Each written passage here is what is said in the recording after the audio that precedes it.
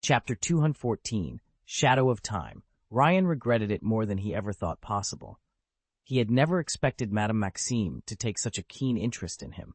After all, in the original timeline, though both she and Fleur Delacour were half-blood witches, Madame Maxime had barely acknowledged Fleur's male companion. Their relationship had always felt like that of a headmistress and her star pupil, serious, respectful, and entirely professional. The boy had been left to his own devices. Now everything was different. Fleur and Ryan arrived at Beauxbatons each morning immaculate in dress and impeccable in manners, and Fleur's accomplishments had already begun to eclipse those recorded in Ryan's memory. Madame Maxime, delighted by their partnership, now treated them as if they were family. She would sweep into the courtyard with a warm smile and launch into a rapid-fire interrogation that would make any future mother-in-law proud. "Mon cher," she cooed, waving a long, elegant hand. "Tell me your full name. How old are you? Where do you live when you are not here?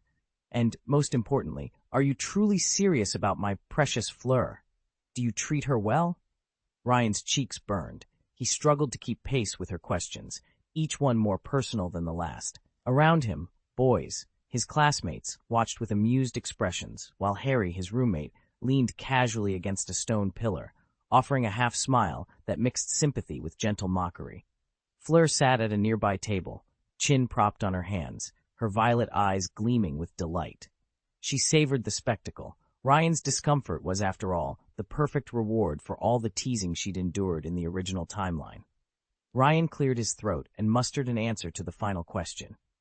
His voice wavered at first, but he found steady ground. He owed it to Fleur, and to himself, to show Madame Maxime that he was more than just the boy at her star student's side.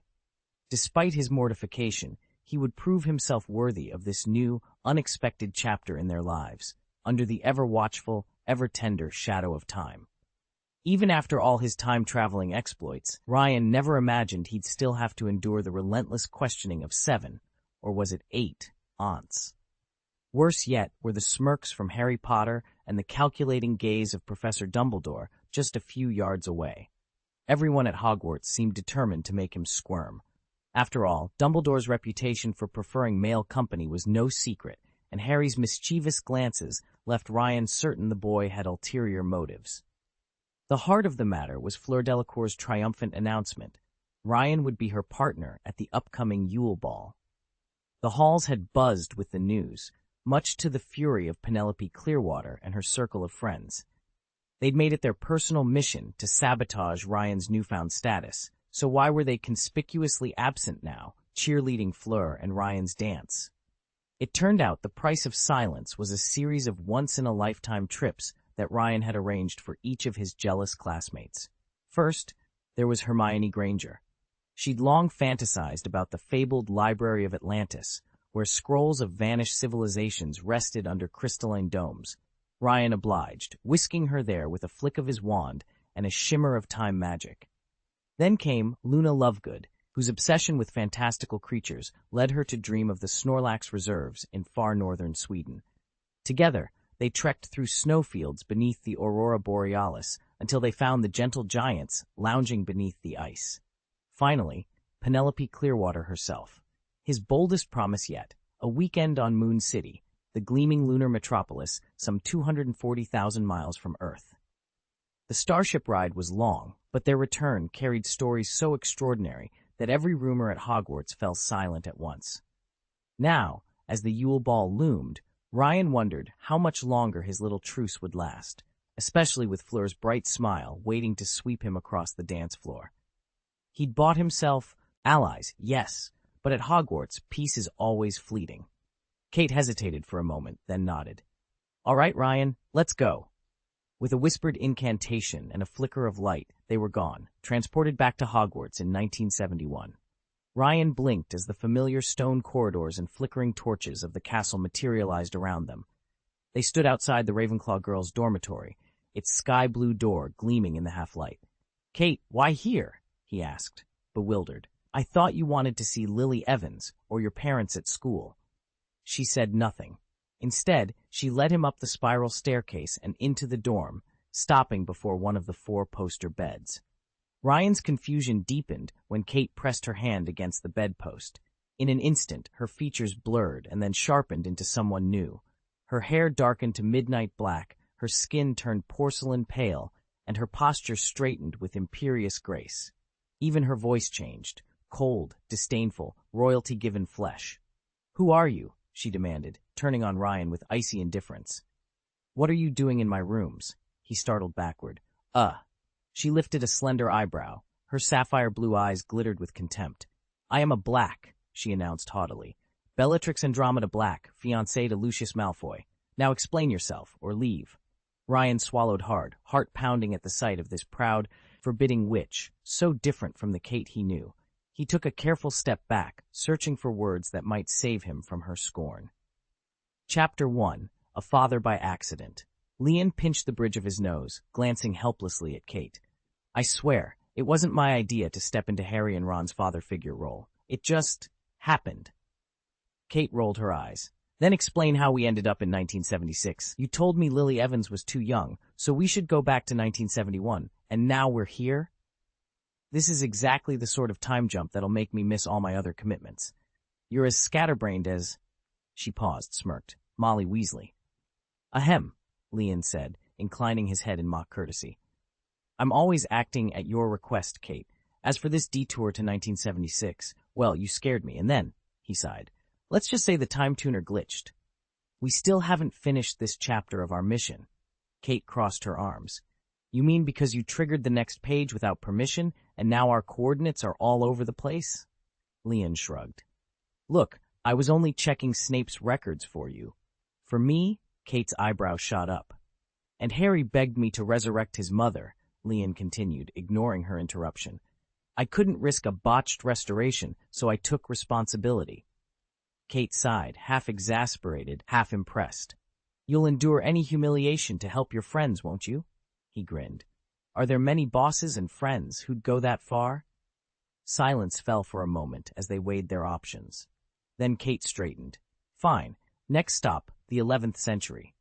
Leon's grin vanished. That might be more than a little unwise.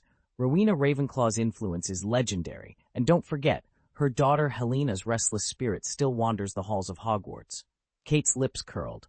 "All the better. We'll slip in, find what we need, and slip out again, before any ghosts start lecturing us on proper etiquette." Leon nodded, though his stomach twisted. He'd landed them in more than a few tight spots before, but as long as Harry's mother might live again, he'd face any specter, any timeline. With a wave of his hand, the time tuner shimmered. The air rippled, and the two travelers vanished. Destinies entwined, bound for the age of founders, spells and ghosts. Kate's eyes flickered with a secret amusement. "Borrow Ravenclaw's shadow? Who said that? I only asked to see Hogwarts in its founding year." A voice from the group cut in, cautious. There were far too many powerful wizards around back then. Even gods, some might say. "We can't traipse through history lightly. Every action could ripple forward." Kate shrugged. "Very well. Let's call it a purely observational visit." That arrangement suited everyone, except Furong. Ryan, cast in the role of the protective father figure, managed a tight smile and nodded along. It felt strange, but standing by your girlfriend, even in a time travel escapade, was worth a little discomfort. With that settled, dinner drew to a close. Albus Dumbledore rose from the head table and clapped his hands. "Now that we've all eaten our fill, it's time to dance. Please, everyone, stand up." With a graceful sweep of his wand, the long oak tables lifted into the air and slid against the walls, leaving a wide-open space in the center of the great hall. A second tap sent a raised platform unfolding along the right wall, complete with drum kit, guitars, lute, cello, and organ. Dumbledore beamed at the assembled students and guests. "Ladies and gentlemen, the moment you've been waiting for, the Weird Sisters." Through the backstage curtains strode 8 wizards in deliberately ragged black robes. They took their places on the stage, instruments in hand, and the hall erupted into applause, ready for a night of music and magic. "Could you please provide the full chapter text that you'd like me to rewrite?" "Once I have the entire passage, I'll polish it into coherent, idiomatic English while preserving all plot points and character details." Chapter 215, Rose Garden and Fairies. The moment in the rose-scented pavilion grew hushed as the Weird Sisters took the stage. One by one, they announced themselves. I'm Myron Wagtail, lead singer. Donahan Temlett, double bassist. Heathcote Barbary, rhythm guitarist. Curly Duke, lead guitarist. Gideon Crumb, piper. Orsino Slaston, drummer. Merton Graves, cellist. And Herman Wintingham on lute. No sooner had they finished than the band began to tune up, ready to burst into their first number. Harry leaned across the table to Ryan, who had just shaken off Mrs. Maxim's enthusiastic attempts to keep him dancing. I'm sure I've seen that Heathcote Barbary before, Harry whispered. Ryan stifled a yawn. Back in our first year, he was a seventh-year Gryffindor. Before Harry could ask another question, the lanterns above every table winked out.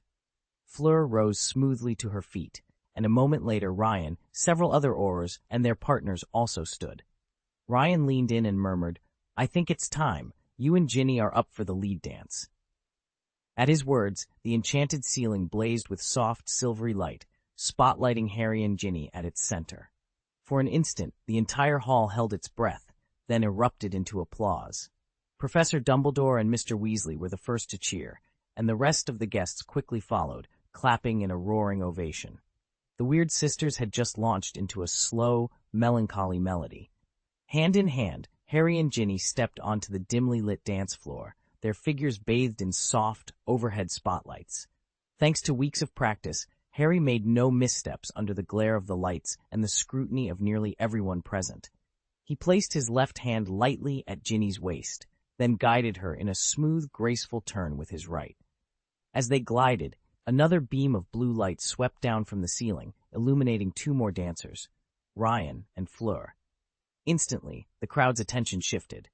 While Harry and Ginny continued their gentle waltz, Ryan and Fleur broke into the fiery bull dance. Ryan moved with the confidence and precision of a matador, every step clean and commanding, while Fleur followed his lead, her posture proud and her every movement charged with a heroic flourish. Before long, other couples found their spot on the floor, but none drew as many eyes as those two. Then, to unanimous delight, Dumbledore and Professor McGonagall joined in. Despite his centuries of life, Dumbledore's brisk pace and lively footwork made it almost impossible to remember his true age. Madame Maxime glided across the dance floor with Hagrid. For a woman of her stature, she moved with surprising lightness and poise, gently guiding Hagrid through each step. He shuffled his great feet awkwardly at first, but under her patient direction he soon fell into rhythm. Harry let out a quiet sigh of relief when the final, trembling chord of the Weird Sisters' tune faded away. This meant the song was over. As the last note died, applause swelled throughout the hall. Seizing the moment, Harry slipped his arm around Ginny's waist and led her off the floor. Come on, he said. Let's find somewhere to sit. Ginny nodded, and just then the band launched into a faster number. Together they wove through the dancers until they spotted Ron and Lavender tucked into a corner booth. I knew it, Ron muttered, handing Harry a frothy butterbeer. I still don't see the appeal of dancing. Harry accepted the bottle without replying. Lavender, however, was gazing wistfully back at the floor, clearly wishing she could still be up there. We should go exploring instead, Harry suggested. I heard the professors have magically added wing after wing to this castle, rooms and buildings none of us have ever seen. Lavender's eyes lit up, and even Ron looked intrigued. They rose and slipped away from the music, past the portrait-hung corridors, and 10 minutes later they found themselves out on the cool grounds beneath the ancient towers. Ron gaped at the scene before him. Neville and the others are still on the dance floor. Is this even Hogwarts anymore? They stood at the entrance to a vast rose garden, its low hedges meticulously trimmed into looping paths. Enormous stone statues loomed at each turning, and fountains sparkled under the moonlight and the soft glow of fairy lights strung overhead. It was clear they weren't the only ones who'd slipped out of the ball. Here and there, couples sprawled on carved benches, heads bowed as they whispered, or more than whispered, while dark shapes slipped between the blooms. Faint moans and soft sighs drifted through the air, mingling with the gentle splash of water. Ron elbowed Harry. How about you and Ginny go on ahead? Lavender and I are parched. We'll grab some drinks first. Harry didn't wait for an answer. He caught Lavender's hand and led her off the main path. disappearing into a thicket of roses. That left Ginny and Ron to follow the winding walkway. "It's unbelievable," Ron muttered as they walked. "So many students sneaking around, and the teachers actually let this happen? Building a garden this enormous right outside the castle walls. Shouldn't it be snowing for a winter's ball or something?" Ginny only shook her head, eyes flicking toward the shadows and the moonlit fountains, wondering what other surprises the night might hold. Ginny's face was a study in fury, yet when she spoke, her voice came out high and thin, buzzing like an offended mosquito. She didn't sound angry so much as mortified, and the faint blush at the base of her ears gave her away. Avoiding Harry's gaze, she stared so intently at the cobblestones that she seemed to etch every crack into memory. Then, almost imperceptibly, she shifted closer to him. Whether by accident or design, she was clearly determined to keep him right where he was. Meanwhile, across the dance floor, Ryan was finishing up another song with Fleur. His triumphant grin and the way he swept her around showed that he was thoroughly enjoying himself. Later that night, Harry wandered into the rose garden just outside the castle walls, a place he knew from the old timeline but had never really understood. Beneath the silvery moonlight, the flame-red roses glowed softly. Their most surprising feature? They were completely thornless. Hogwarts had quietly turned this secluded grove into an open-air love hotel, a refuge where students could safely let off steam. The warmth of the petals meant there was no fear of hidden thorns or midnight chills, even if someone decided to shed a few layers. And much to Harry's amusement, this really wasn't an exaggeration. Ryan had described it perfectly. Lane stood at the edge of the great ballroom, eyes drifting toward the lantern-lit garden beyond the arched windows. There, among the blossoms, several couples were indulging in affectionate embraces, or more. He couldn't help but feel the entire scene was orchestrated. After all, in this world line only one professor ever seemed to mind, Severus Snape, whose favorite pastime was sweeping in with a sharp flick of his wand to scatter any lovers he found, making out in the flower beds. The rest of the faculty looked the other way. It all made sense, Lane realized. With the wizarding world's birth rate on the decline, the school had quietly adopted a policy of encouraging students to form bonds, and even start families, early. If young witches and wizards graduated already romantically attached, the theory went, they'd be likelier to marry soon and raise the next generation of spellcasters. By 5th year, it was practically assumed that everyone had lost their virginity. Lane shuddered at the thought. Harry Potter himself had been one of the few honest exceptions in the original timeline. What puzzled Lane most, though, was why he found himself here on the dance floor, waltzing politely with Madame Pince's reluctant niece, instead of slipping out to the gardens with Fleur. Fleur Delacour, beautiful, willowy, and only half Vila, was out there, somewhere among those glowing petals, waiting for him, and yet there he was, stepping on Madame Pince's toes. He shook his head, glancing again at the moonlit flower beds. It wasn't just students getting amorous out there. Tiny winged creatures flitted from bloom to bloom, garden fairies, their slender bodies and delicate wings uncannily human in shape. They danced and laughed among the flowers, preening themselves and occasionally pairing off with each other in passionate embraces. Lane swallowed. The fairies were exquisite, petite and ethereal, their gossamer wings shimmering in the torchlight, but some looked almost too young, and they did it all in plain sight. He caught Fleur's eye across the ballroom. She smiled and inclined her head.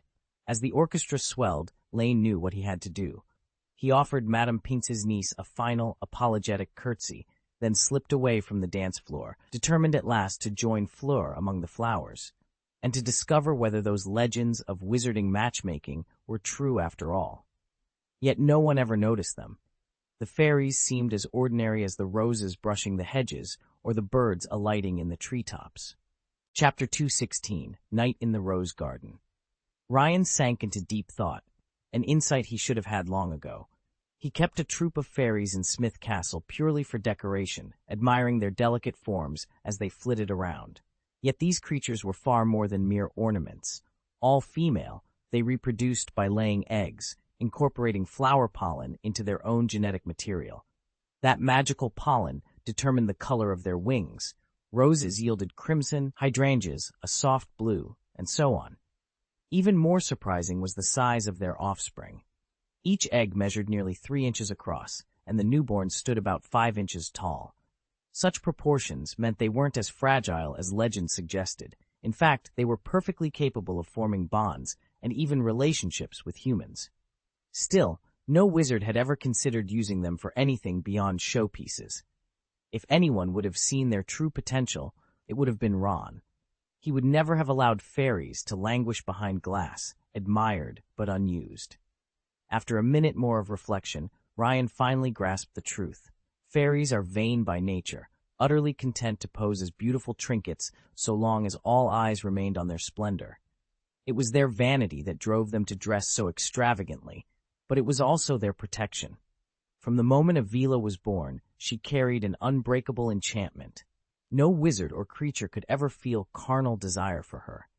People might admire her beauty, much like they admire a field of flowers, but there would be no lust, no temptation.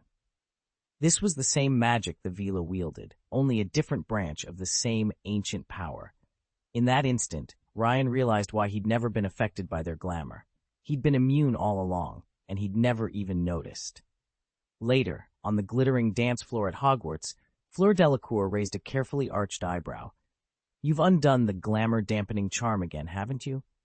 Ryan offered a modest smile.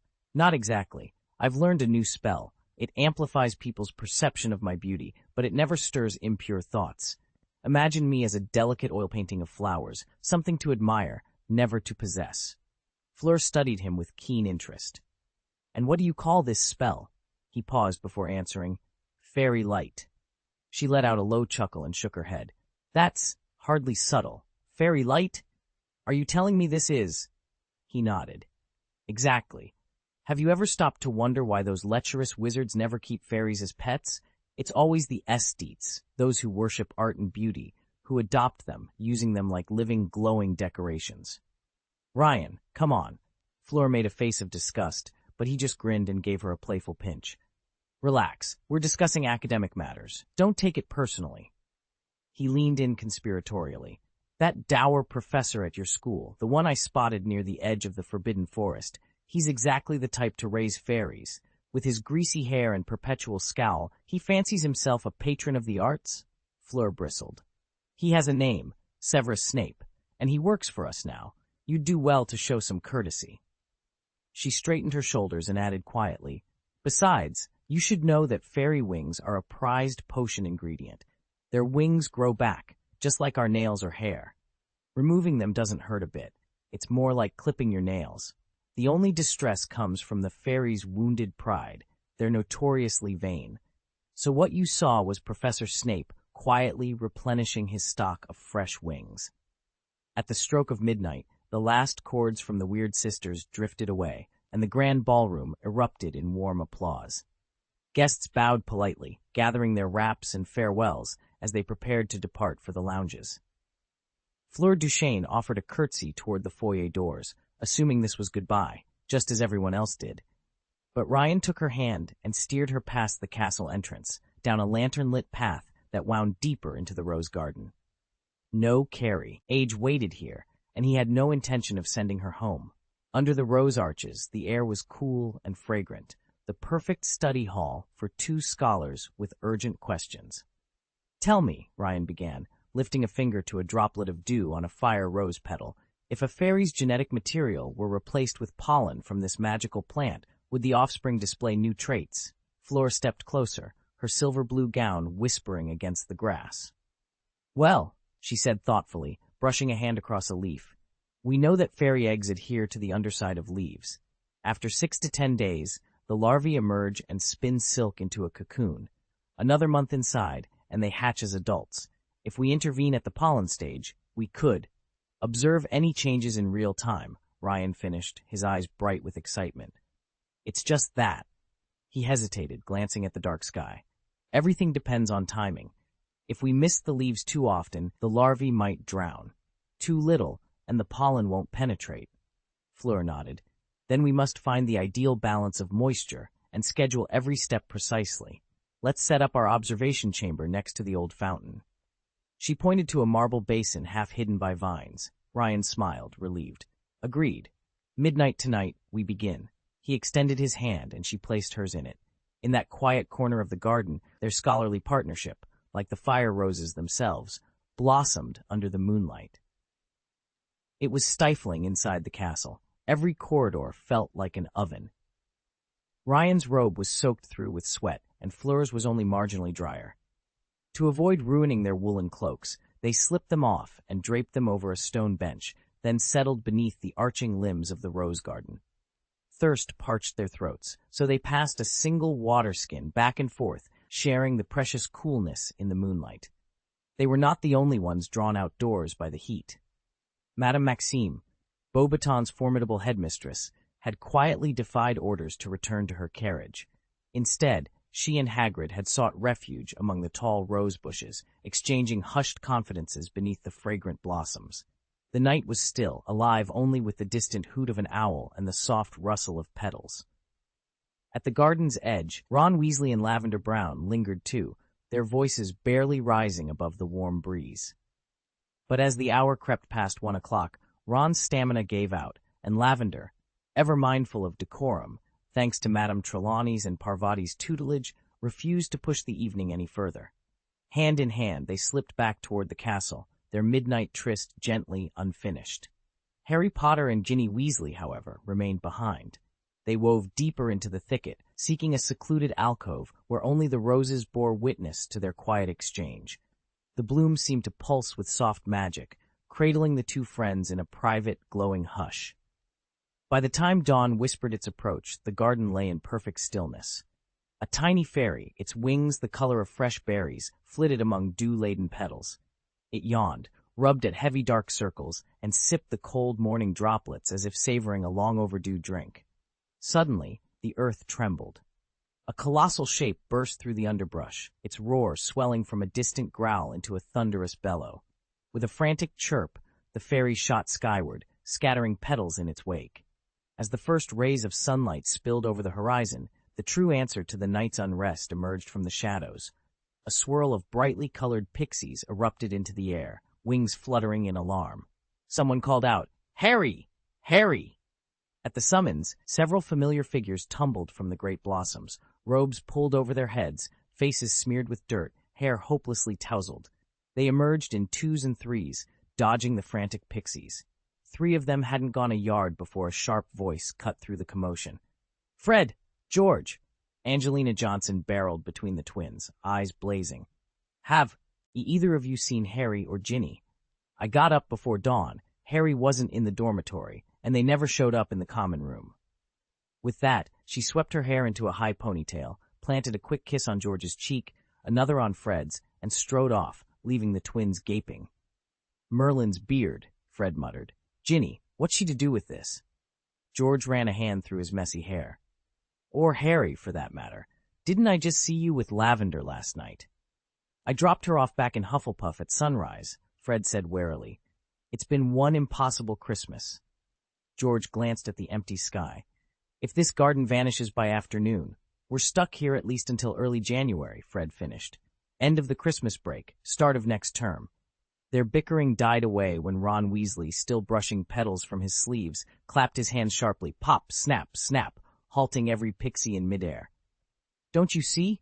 he said urgently. "They." Amara shot her little brother a bemused look. "You really are naive, Ronnie." He frowned, glancing between her and the papers spread across the table. "But aren't they already engaged?"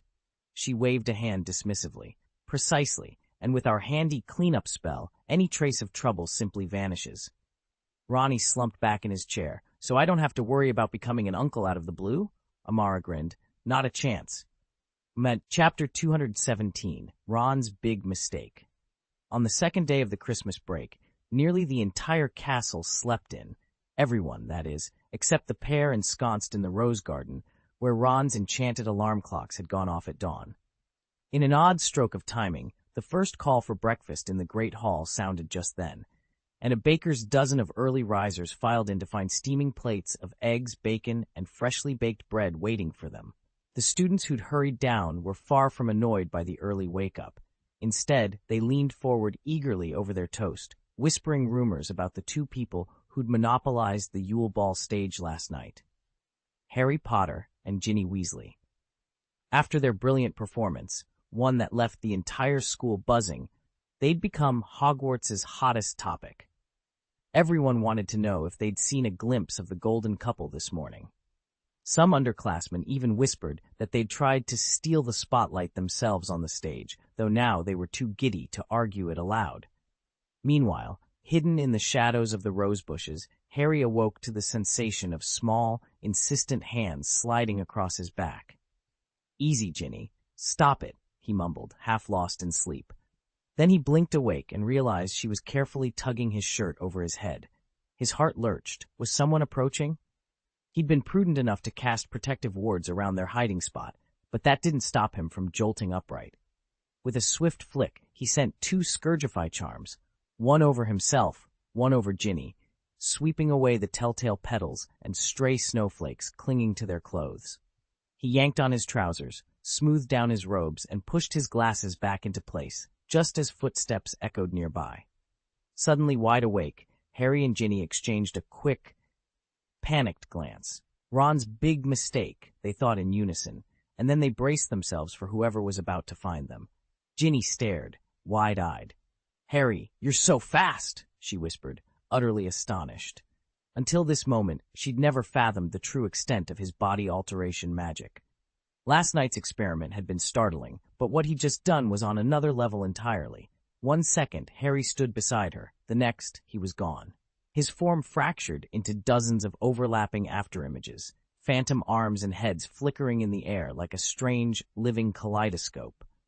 Ginny barely had time to marvel at the spectacle before a sudden rush of cool, tingling air washed over her.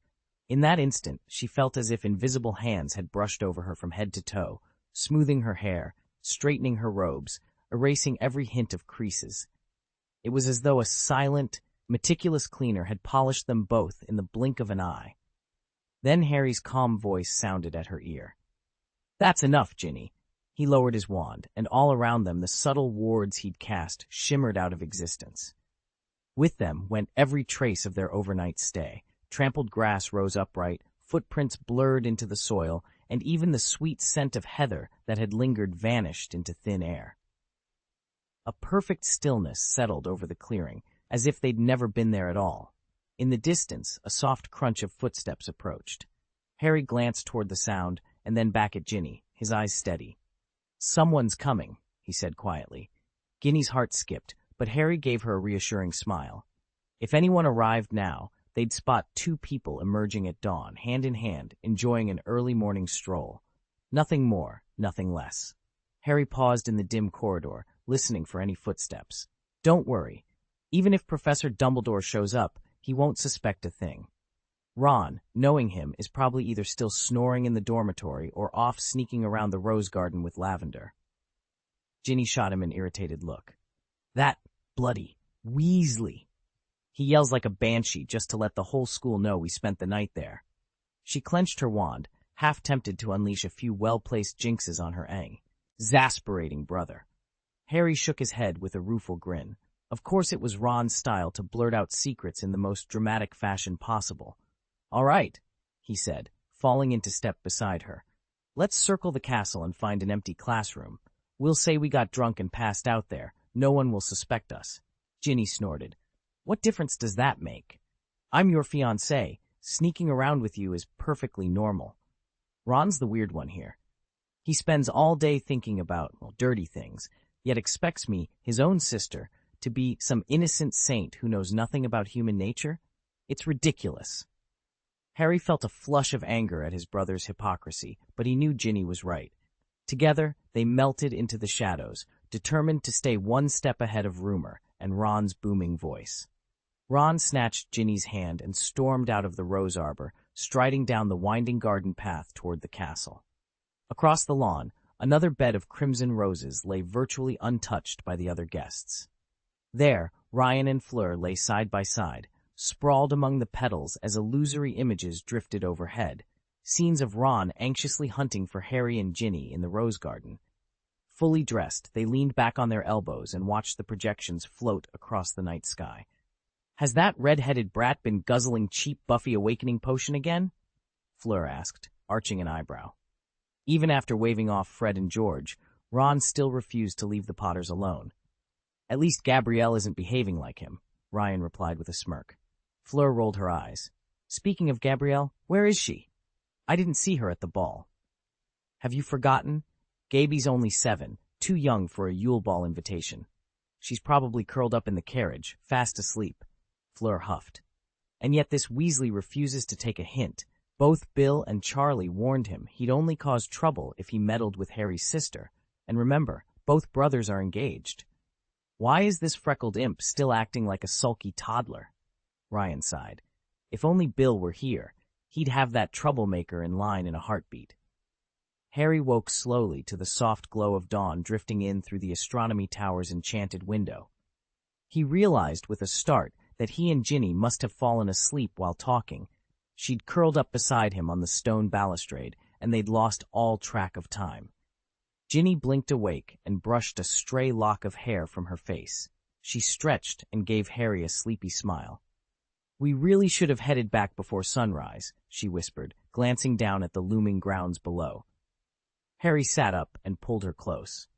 "Let's just keep this between us, all right? I don't think Ron needs to know we spent the night up here." Ginny laughed quietly. "He already treats me like a kid.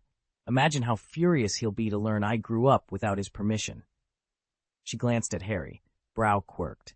"It's like discovering that Gabrielle has a boyfriend. Outrageous, really." Harry grinned. "Then I'll just have to cast the nastiest curse I know on him." "Admit it," Ginny teased. "Despite everything, Ron's got the best of intentions. He's a brilliant brother," she sighed. "Still, he's never gotten used to seeing us, together like this." No sooner had the words left her mouth than a sharp voice cut through the morning hush. "Ginny Weasley! Harry Potter!" They both whirled around. Ron Weasley stood on the landing just below them, face stormy, wand half raised. "Ron," Harry began, but Ron shook his head, his expression hard. "How dare you?" Ginny snapped, wrenching her hand free of Harry's grasp and drawing her wand in one smooth motion. "Protect yourself, Ron," she cried. "Protego!" An invisible wall of shimmering silver sprang up between them. Harry rose, wand at the ready, while Ron's hurt and anger warred in his eyes. He pointed his wand at Ginny's shield. "Expelliarmus!" he shouted. The morning air crackled as spell met spell, brother against sister, friend against friend, each strike fueled by shock, jealousy, and unspoken feelings that had been simmering far too long. And above them, the sun continued its slow rise, oblivious to the rupture it had witnessed. Ginny's wand quivered in her hand. "How am I supposed to calm down?" she snapped. "Because of my ever-so-helpful big brother. Half the school now knows about Harry and me. Did you even think about the fallout before you burst in here shouting our names at the top of your lungs?" Ron's shock at finding Harry and Ginny together shifted to indignation. He squared his shoulders. "I'm your brother," he declared, "and I can't just stand by." "Stand by?" Ginny's eyes blazed. She dropped her wand and took a step forward, every inch of her shaking with anger. "Since when did Harry and I need your permission? When did you turn into Bill, lecturing me like Mum? You hypocrite! What about you and Lavender yesterday? Weren't you the one demanding thirsty? Whatever that meant. Where is she today? Did you get your way? And when she refused, you took it out on me and Harry. Are you that pathetic? Or did you try to force her, and she wouldn't have it? That's vile, Ron. Absolutely disgusting." Chapter 218, Public Enemy of the People. The late afternoon sun filtered through the rose-covered archways of Hogwarts' Rose Garden, casting dappled shadows on the winding path where Harry and Ginny strolled, hand in hand. Everything felt peaceful, until Ron Weasley stormed into view, robes askew and face flushed with anger. "Seriously?" Ron barked, striding between them. "What are you two up to now?" Ginny pulled her hand free from Harry's and glared. "We were taking a walk, Ron. You could have joined us if you ever treated me like an adult instead of a child." "That's not the point," Ron shot back, crossing his arms. "You've been spending all your time hidden away with Harry ever since you started going out. I'm your big brother. I have a right to worry." Harry stepped in, laying a calming hand on Ginny's shoulder. "Easy, Ron. We're not trying to shut you out. Ginny squared her shoulders. No, Ron, this is exactly it. You've never taken me seriously or respected my choices.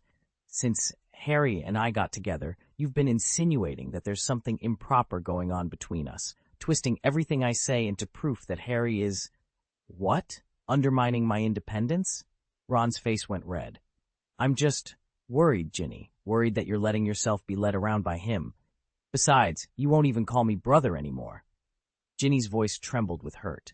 Fine, I refuse to call you brother when you won't let me stand on my own 2 feet.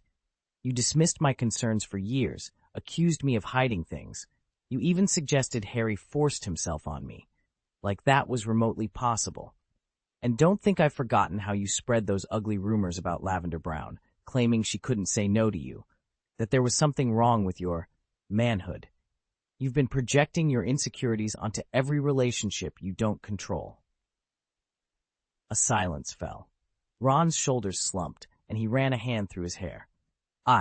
Gin, I never meant to belittle you. I did say awful things about me and Lavender, but I was just insecure, okay? And I'm sorry. Harry watched the exchange with a mix of relief and concern. He cared deeply for both of them, and knew this argument was years in the making. Ron, listen, he said softly. Ginny's still your sister, always will be, but she's her own person now. You can't protect her by trying to own her. Ginny's scowl softened as she glanced at Harry. Thanks, Harry, but Dad's always said that worrying is one thing, controlling is quite another. Ron exhaled, looking genuinely contrite. You're right, I let my jealousy get the better of me. I'm sorry, Gin. I promise not to interfere. At least, I'll try. Just promise to come to me if you ever need me. Not Harry, not Dad, me. Ginny closed her eyes, then opened them and nodded. I promise. The breeze picked up, scattering a few rose petals around their feet. For a moment, the 3 of them stood in silence, surrounded by the delicate blooms that seemed to mirror the new, fragile truce between them. Today had been painful, but perhaps it was also the beginning of real understanding, and the first step toward healing their fractured bond. Harry took a step forward, trying to keep his voice calm.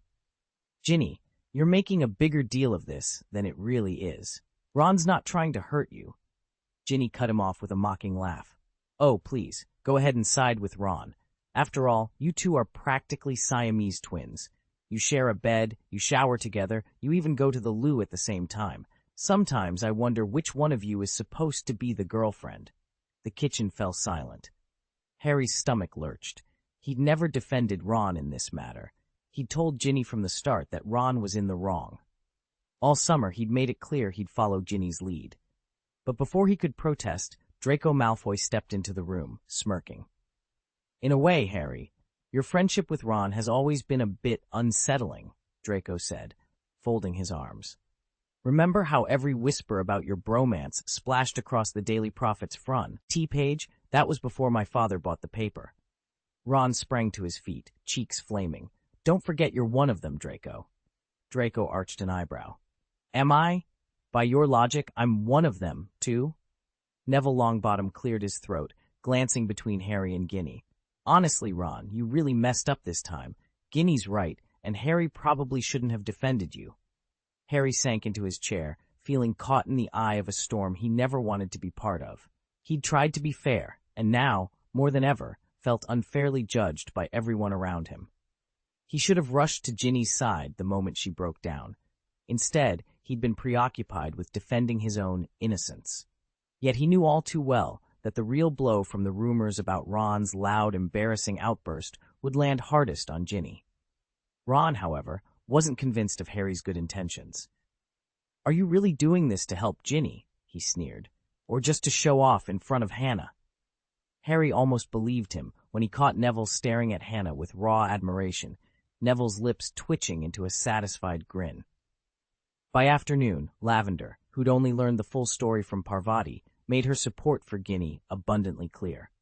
Then Percy arrived, speaking on behalf of Bill, Charlie, and the rest of the family, no doubt backed by Mr. and Mrs. Weasley. He condemned Ron's behavior in the strongest terms and dragged him off to an empty classroom for a 4-hour lecture on family values. It seemed that everyone in their circle had rallied behind Ginny. Yet Harry felt utterly betrayed. He had no intention of siding with Ron, But now the entire school treated him as if he were in Ron's camp, the public enemy of the day, when all he wanted was to stand by Ginny's side. Harry's frustration only grew when he saw the rose garden, exactly as Fred and George had described it.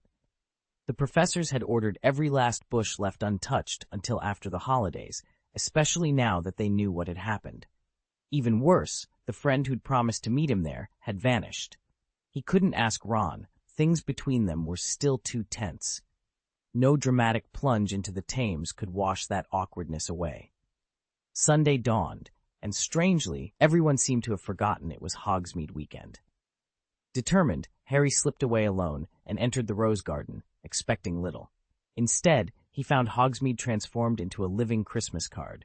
Quaint cottages and shops blanketed in crunchy snow, holly wreaths on every door, and enchanted candles glowing among the frosty branches. Then, even more astonishingly, he spotted Ryan and Hermione, both missing since yesterday, laughter drifting from the front of Honeydukes. Harry edged closer and overheard Hermione say, "My parents actually love those fluffy-toothed mints you got from Honeydukes." Ryan waved his hand, cutting off Hermione's protests. "Forget the vampire tooth model I sent," he said, frowning. "This isn't magic. You know they wanted to see how a real vampire's teeth grow. My gift makes more sense for dentists." At that moment, Ryan looked up and called out, "Harry's here." Harry stepped into the room, catching sight of Ryan's sly smile. A surge of irritation flashed through him. He'd been discovered. Why hadn't Ryan called him out sooner? Then he realized the trick. Ryan had used him as a distraction so Hermione wouldn't argue any further. Hermione's cheeks still burned with frustration. Her carefully chosen present, meticulously tailored to her parents' interests, had just been dismissed in favor of Ryan's last-minute offering. She glanced from Ryan to Harry and demanded, "Harry, you be the judge. On one hand, there's this random candy from a store, an outsider's impulse purchase. On the other, there's my gift, prepared from scratch to suit Mom and Dad's expertise. Which one do you think is better?" Harry smiled thoughtfully. "Logically, your gift should win hands down. But Ryan's candy wasn't as random as it seems. Malmalia mint candy is sugar-free and delivers an intense, mouth-freezing sensation without any risk to the teeth. And since your parents are dentists, it actually fits perfectly." Hermione stared at the mint candies in Ryan's hand, conceding his point, and ruefully admitting that sometimes even a spur-of-the-moment gift can hit its mark. Harry stood his ground, defending Ryan. After all, Ryan was the key to his mother's resurrection. Hermione, by contrast, had once been merely a familiar face, nothing more. Over time, since Hermione had spent all her attention playing with Ryan, she drifted away from Harry too, until she was effectively just another classmate. Ryan beamed and slapped his hands together. "Exactly. See how perceptive Harry is? He spotted the blind spot right away. Didn't you notice I only bought one kind of candy at Honeydukes?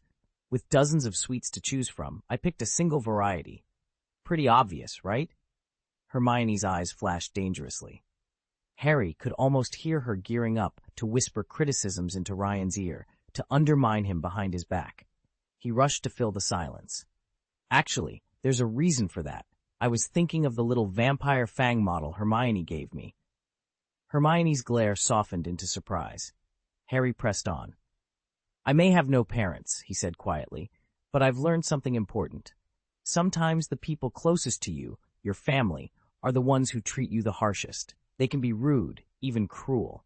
You have to be cautious with gifts, especially from those you love. They might be better, more thoughtful than anything an outsider could give you, but behind them lies the sharpest edge of all." Ryan's grin widened. Hermione looked away, her mood deflated, and Harry knew he'd diffused the moment. He'd turned a potential confrontation into a lesson about trust and care, one that only a true friend could teach. Most people can see the meaning behind a stranger's gift, but when it comes from family, it feels routine, so familiar we hardly even notice it. Imagine, though, if that same gift came from you, Ryan. People's reactions would be completely different. Chapter 219. Ryan Almost Overturned. Harry left Ryan and Hermione behind with a curt nod, then stepped out into the empty Hogsmeade streets. A cutting wind swept through, as solitary and restless as he felt. Despite his light attire, his magically enhanced constitution warded off any real chill. Yet this afternoon's desolation and the whipping gusts of snow stirred in him an unshakable cold that had nothing to do with temperature, but came from deep inside. He trudged against the fierce wind, each step a battle. Nearly 3 minutes later, he reached the warm glow of the 3 broomsticks.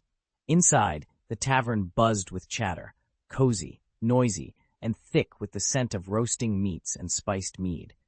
Behind the bar stood a graceful woman whose porcelain skin and high cheekbones made her seem almost too elegant for the raucous crowd. Nearby sat a magical being, close enough to human form that the Ministry of Magic classified him as one, yet with pointed ears and a green tongue betraying his inhuman heritage. The regulars greeted him by name, unfazed by his unusual appearance. Harry slipped through the door, letting the warmth wash over him. He'd only taken a few steps toward the bar when a soft, disembodied voice sounded at his side. "Are you curious?" Startled, Harry turned his head. Only then did he realize Luna was speaking.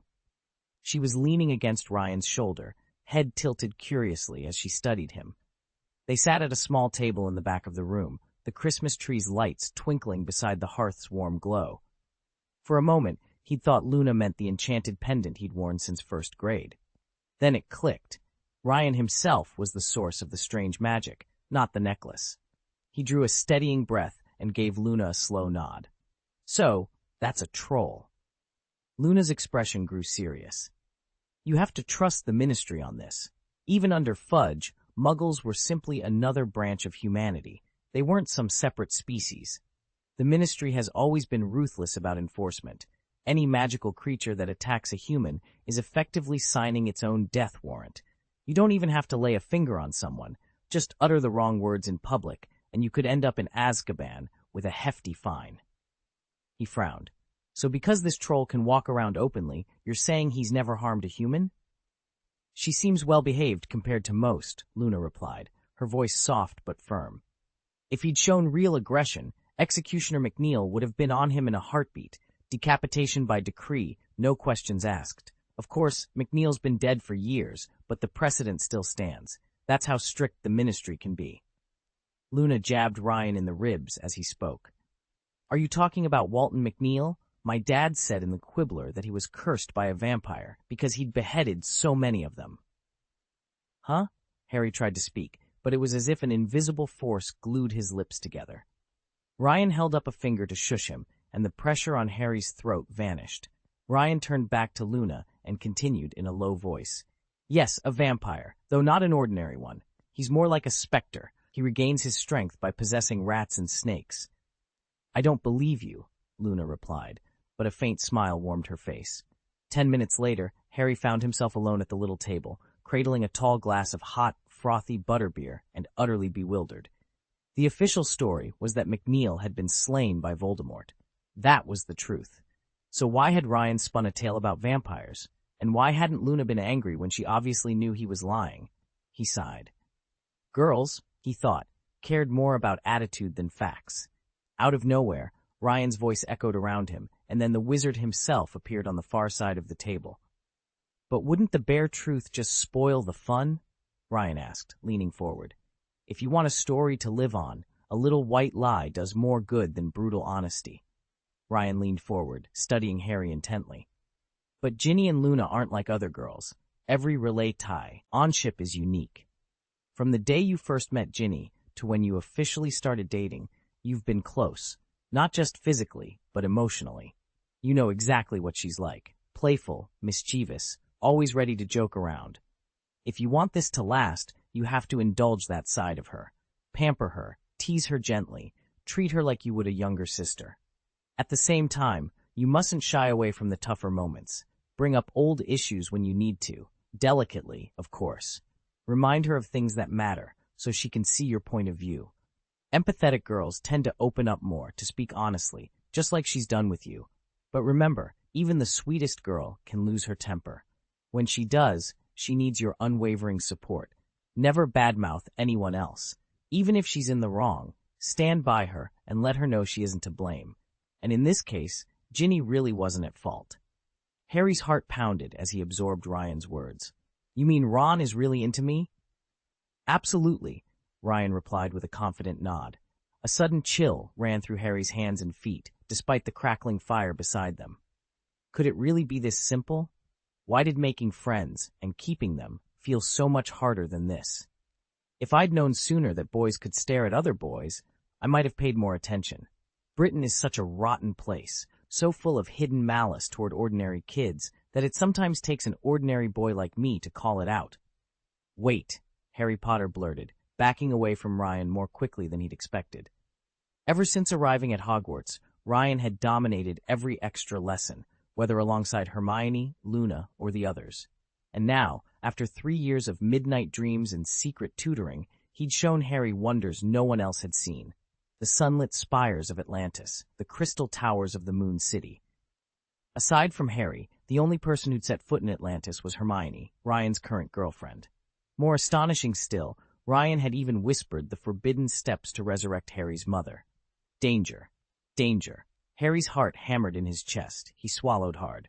Ryan, you know I only care about Ginny. Ryan's lips twitched. He fought to keep from laughing, because now, of all things, Harry actually thought he was on the same level as Dumbledore.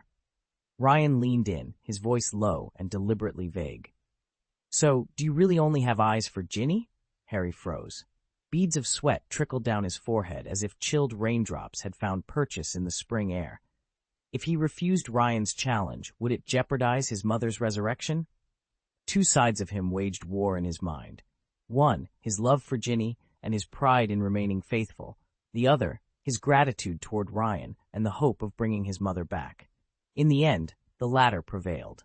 A heartbeat after Ryan's words, Harry broke into a cold sweat, then forced out a crooked, almost desperate smile.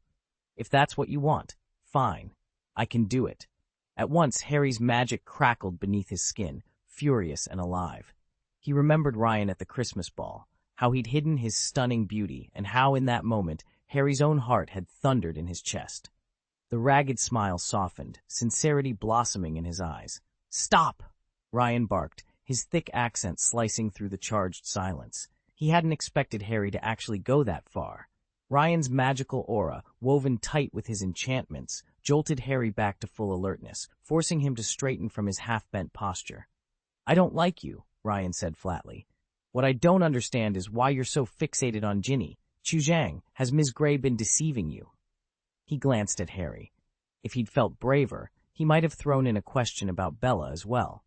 Chapter 663, The Breakup. Ryan vanished in an instant, leaving Harry feeling as though he'd been reduced to invisible trash.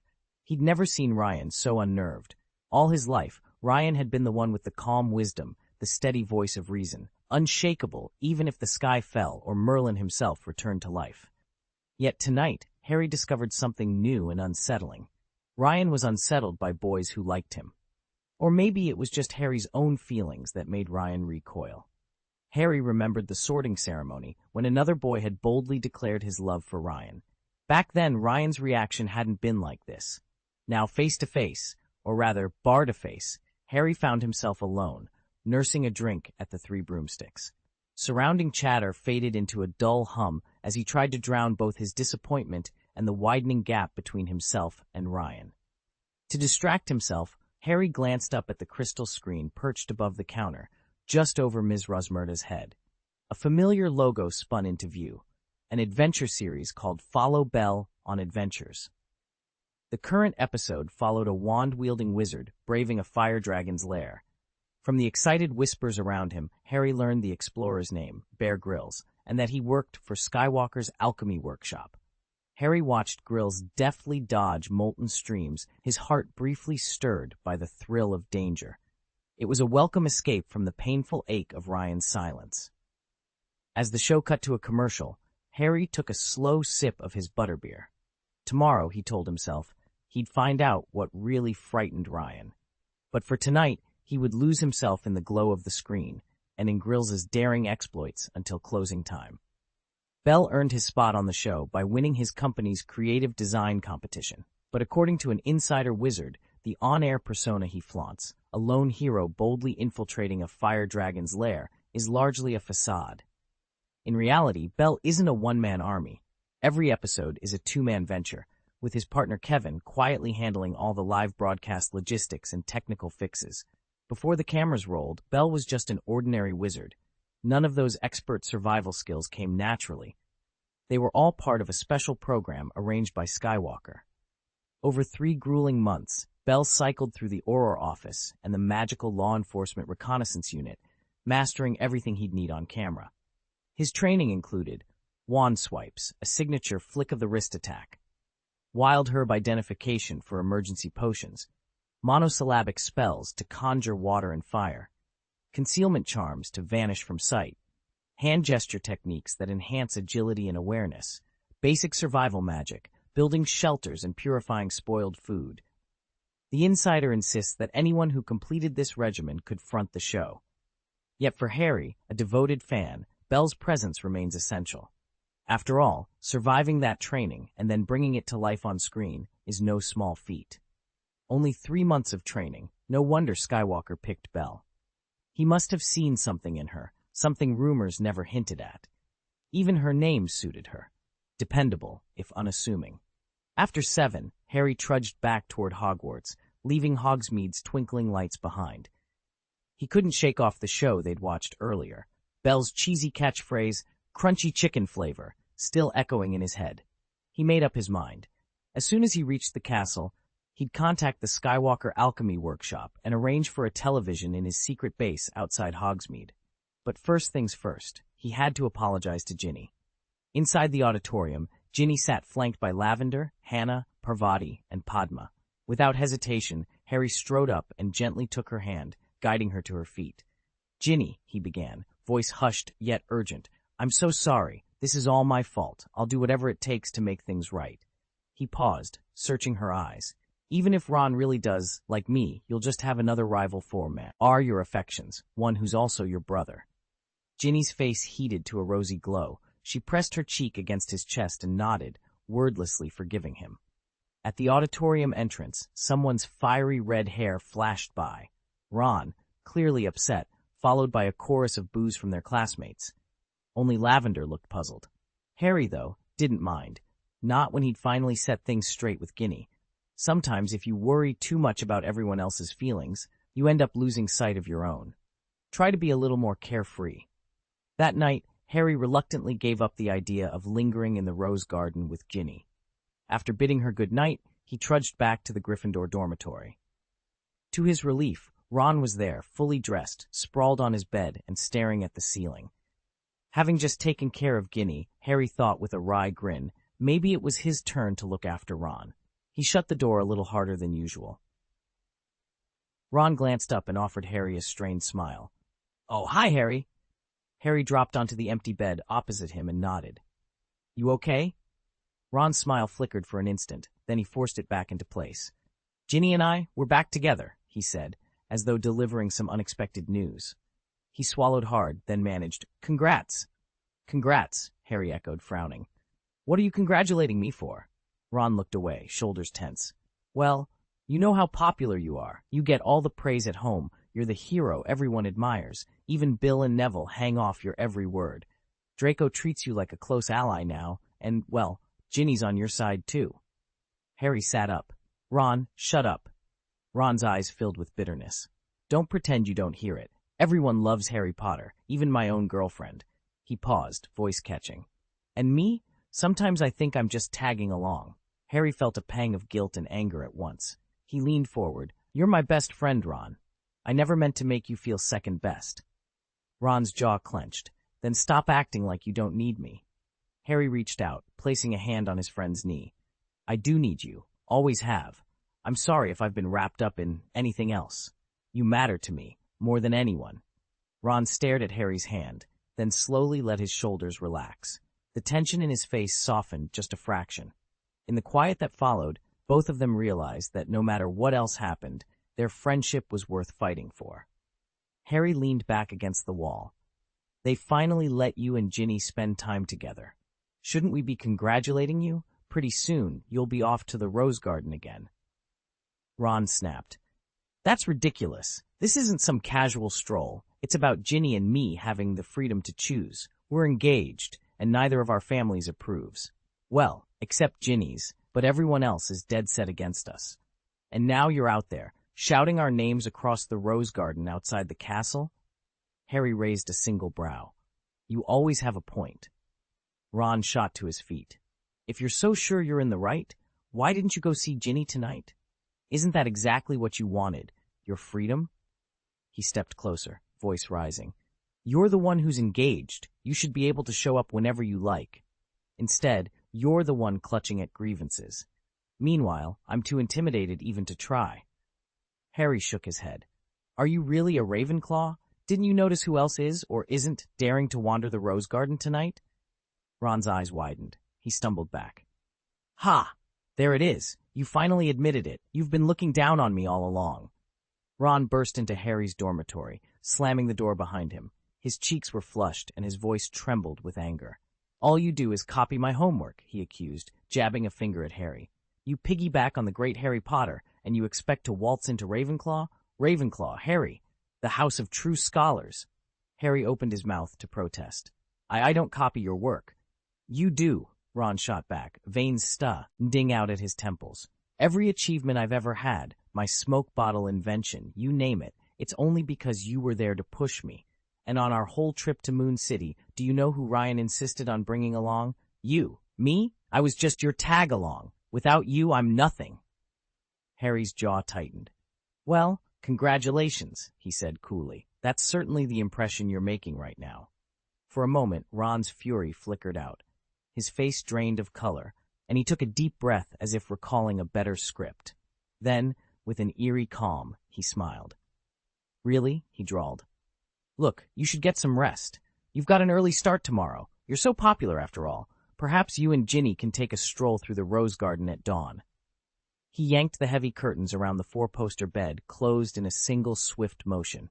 The room plunged into gloom. Harry stood frozen by the door, staring at the sky-blue drapes, his thoughts swirling in the sudden silence. He'd once been certain that, come what may, the person hiding behind that curtain would never walk away from him. Now he climbed into bed beside them, but the idea of adventures with Belle held no appeal. He didn't even bother changing out of his clothes, just kicked off his shoes and let sleep take him. Chapter 664, Analysis of Collapse. Harry woke on Monday morning to a heavy knot in his chest. For a moment he wondered why he felt so anxious. Surely it couldn't be because of classes, since spring break wasn't over yet. Then last night's argument swept back into his mind. He sat up in his four-poster bed, threw aside the heavy curtains, and immediately thought, I need to talk to Ron. He swung his legs out of bed, only to find Ron's canopy empty. He must have slipped downstairs for breakfast.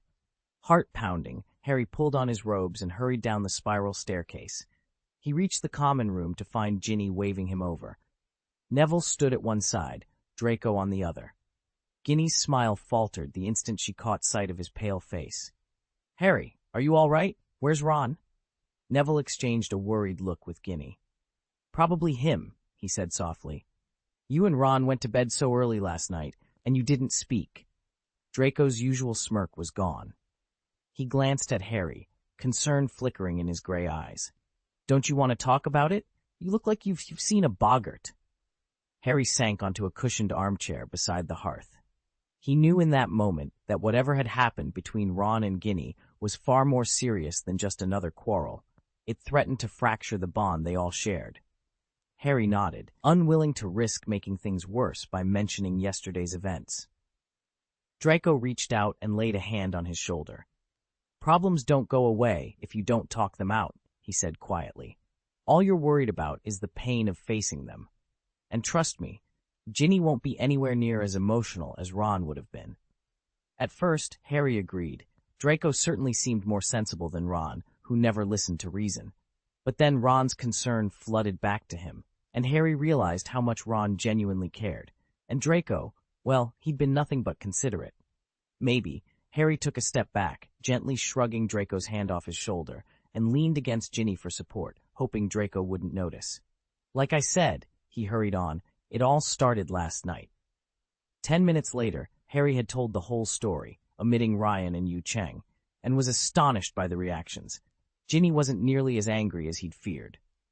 Neville even offered a sympathetic nod, and Draco looked understanding. Harry stared at them in surprise, unsure whether to feel relief or even more bewildered. Harry hesitated for a moment, then took a breath. Ginny, do you think Ron and I could ever patch things up? Ginny looked at him coolly. Patch things up? Harry, he's the one in the wrong. Why should we be the ones to extend an apology? Neville gave him a sympathetic smile and placed a hand on his shoulder.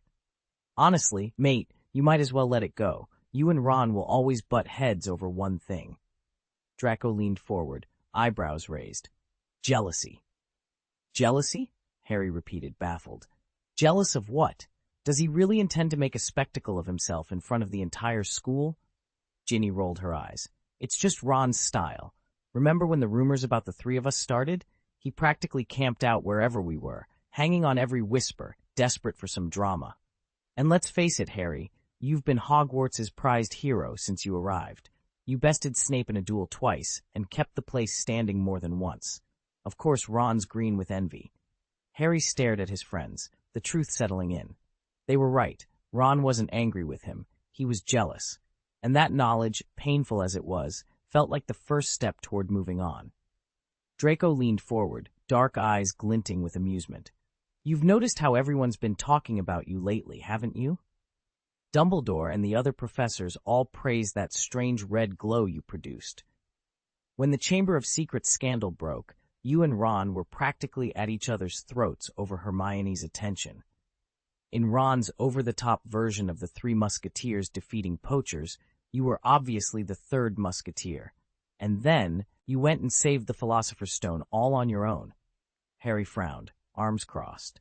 I know, but what about Ron's own achievements? He mastered that mist and cloud charm, invented the sneakoscope smoke bottle with it, and actually made a tidy profit in galleons.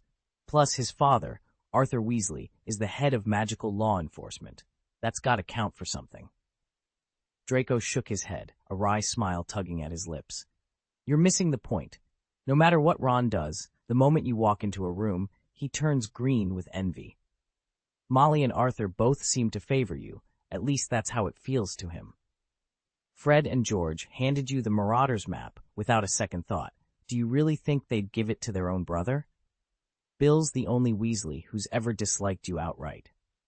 Charlie and Percy have remained neutral, but they quietly support you as well. Even Lavender Brown, the one person Ron was certain cared more about him than you, refused to side with him this time. From Ron's perspective, that's the ultimate betrayal. So yes, Harry, he's jealous. Desperately jealous. He'd put up with all of it in silence before, Draco said quietly, but this time, I don't think he could bear it any longer.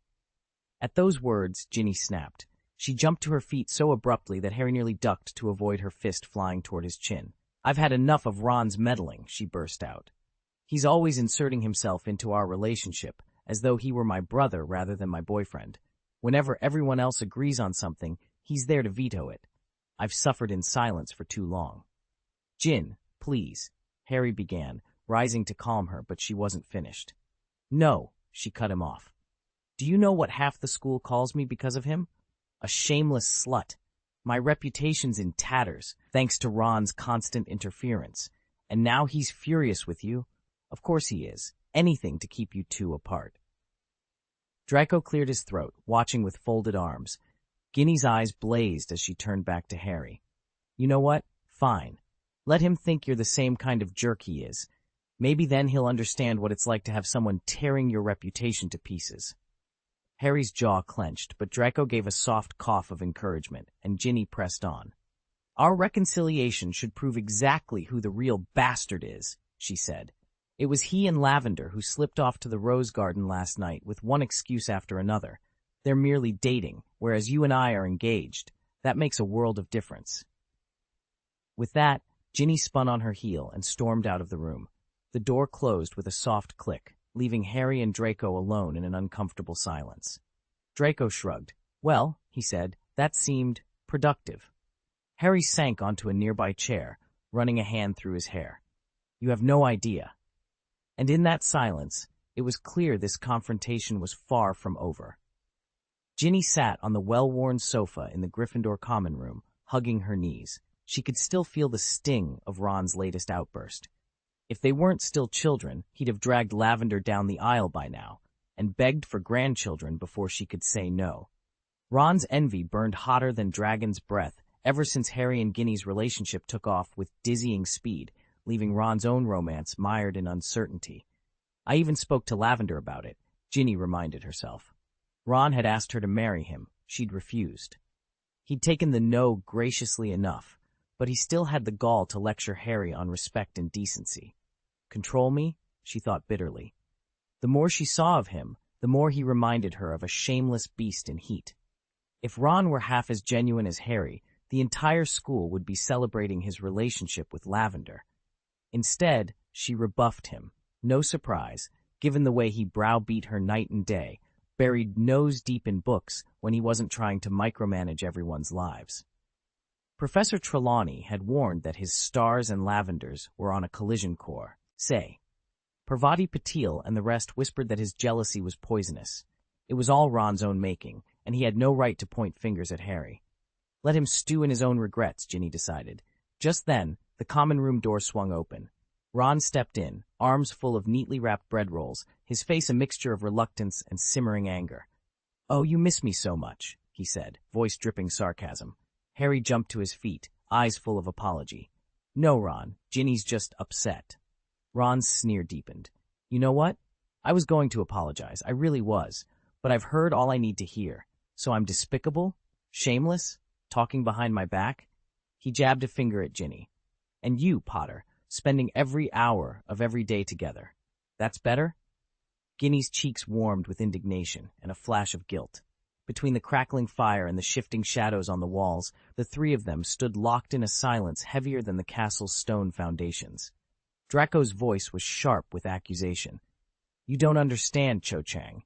Your brother was after Ms. Gray long before you even showed up."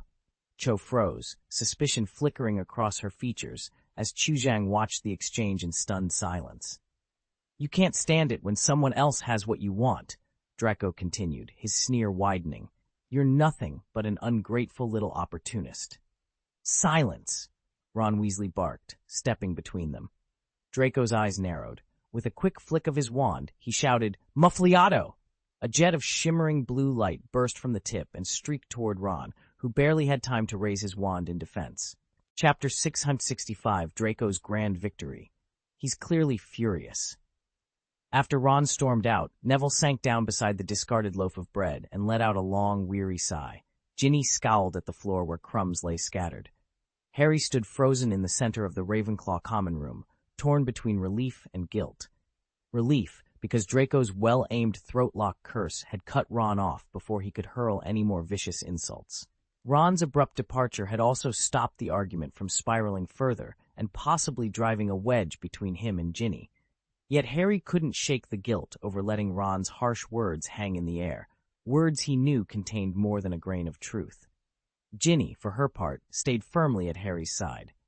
"Honestly," she said, "even Zhang Chu, who was here, had no idea what Ron was on about. Harry never met with Chu privately last year. That was all Ron's foolish misinterpretation. As for Ms. Gray, it's just jealousy that Harry was chosen as Ravenclaw's champion over him." Harry nodded slowly, acknowledging that, despite the sting of Ron's accusations, Ginny was right. Draco stood off to one side, absently stroking Harry's chin in a rare moment of thoughtful calm. Finally, he released his hold and said quietly, "I'm going to take some time alone." Harry exhaled heavily, then withdrew to a quiet corner of the room. Ginny gave him a sympathetic glance, and Neville followed her toward the dormitories.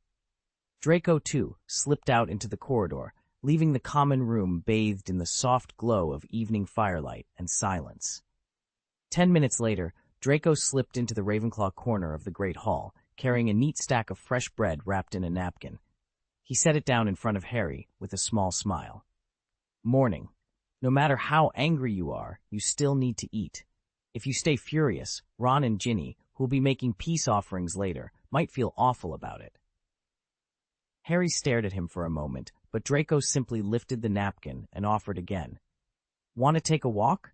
And don't worry, this isn't the loaf Ron threw on the floor a few minutes ago." Harry let out a humorless chuckle, then rose to his feet. Without another word, they slipped out of the hall, descended the grand staircase, and hurried past students still milling about breakfast.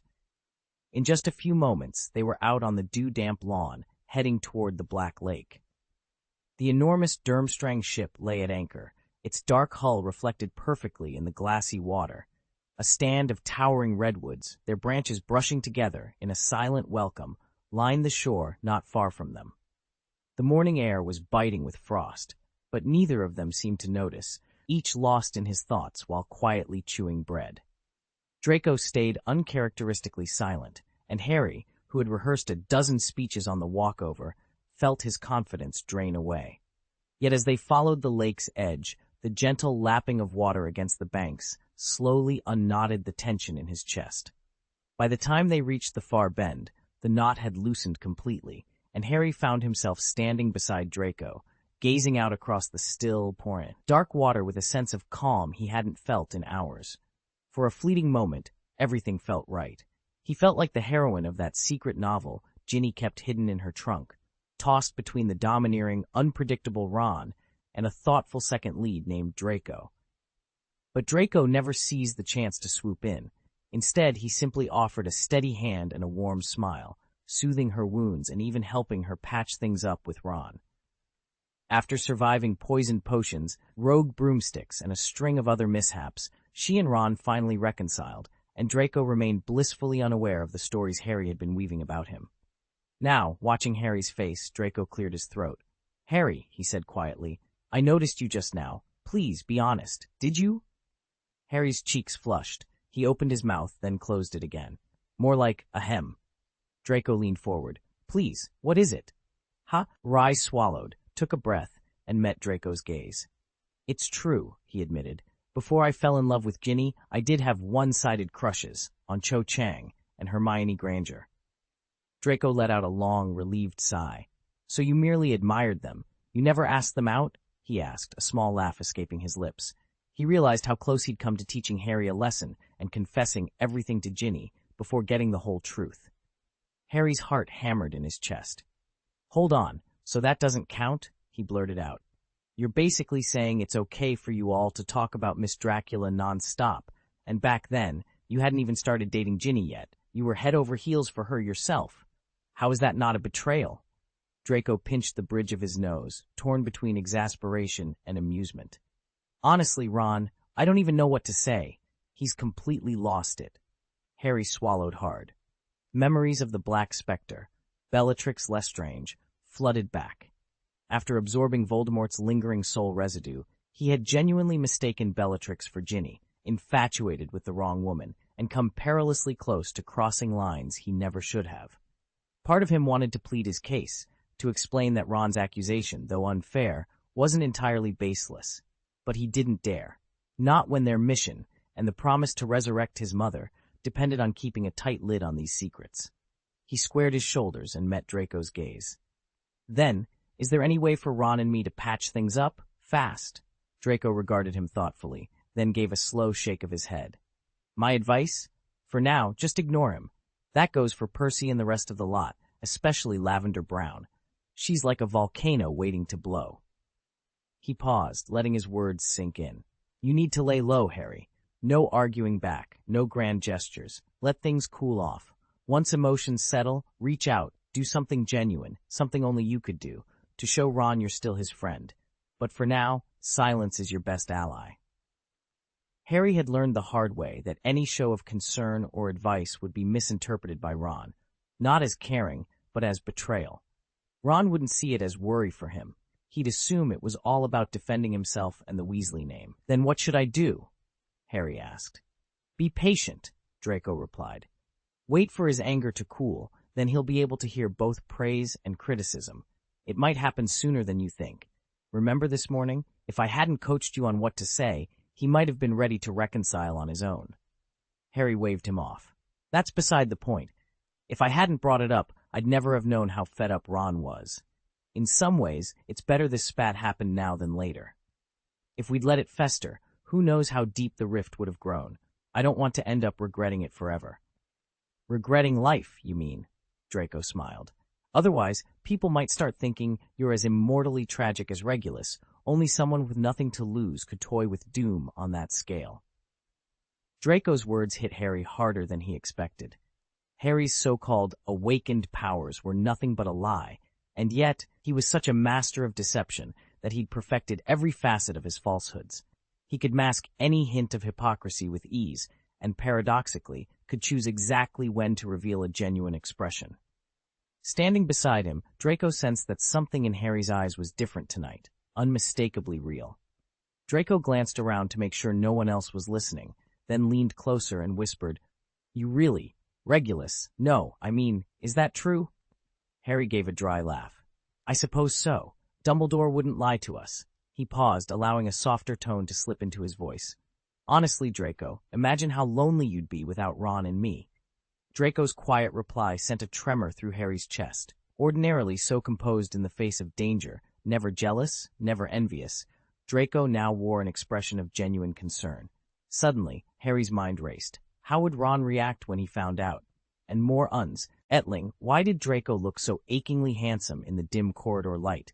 Could he possibly see Harry as more than a friend? His heart pounding, Harry closed his eyes.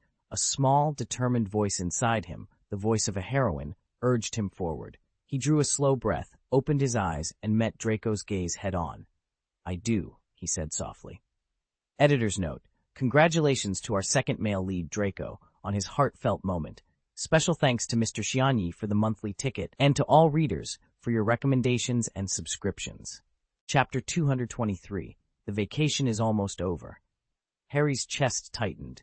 In his mind's eye, he still heard the cold male voice intoning Avada Kedavra, and saw that flash of green light, saw the heroine version of himself strike the ground in a brutal, violent death.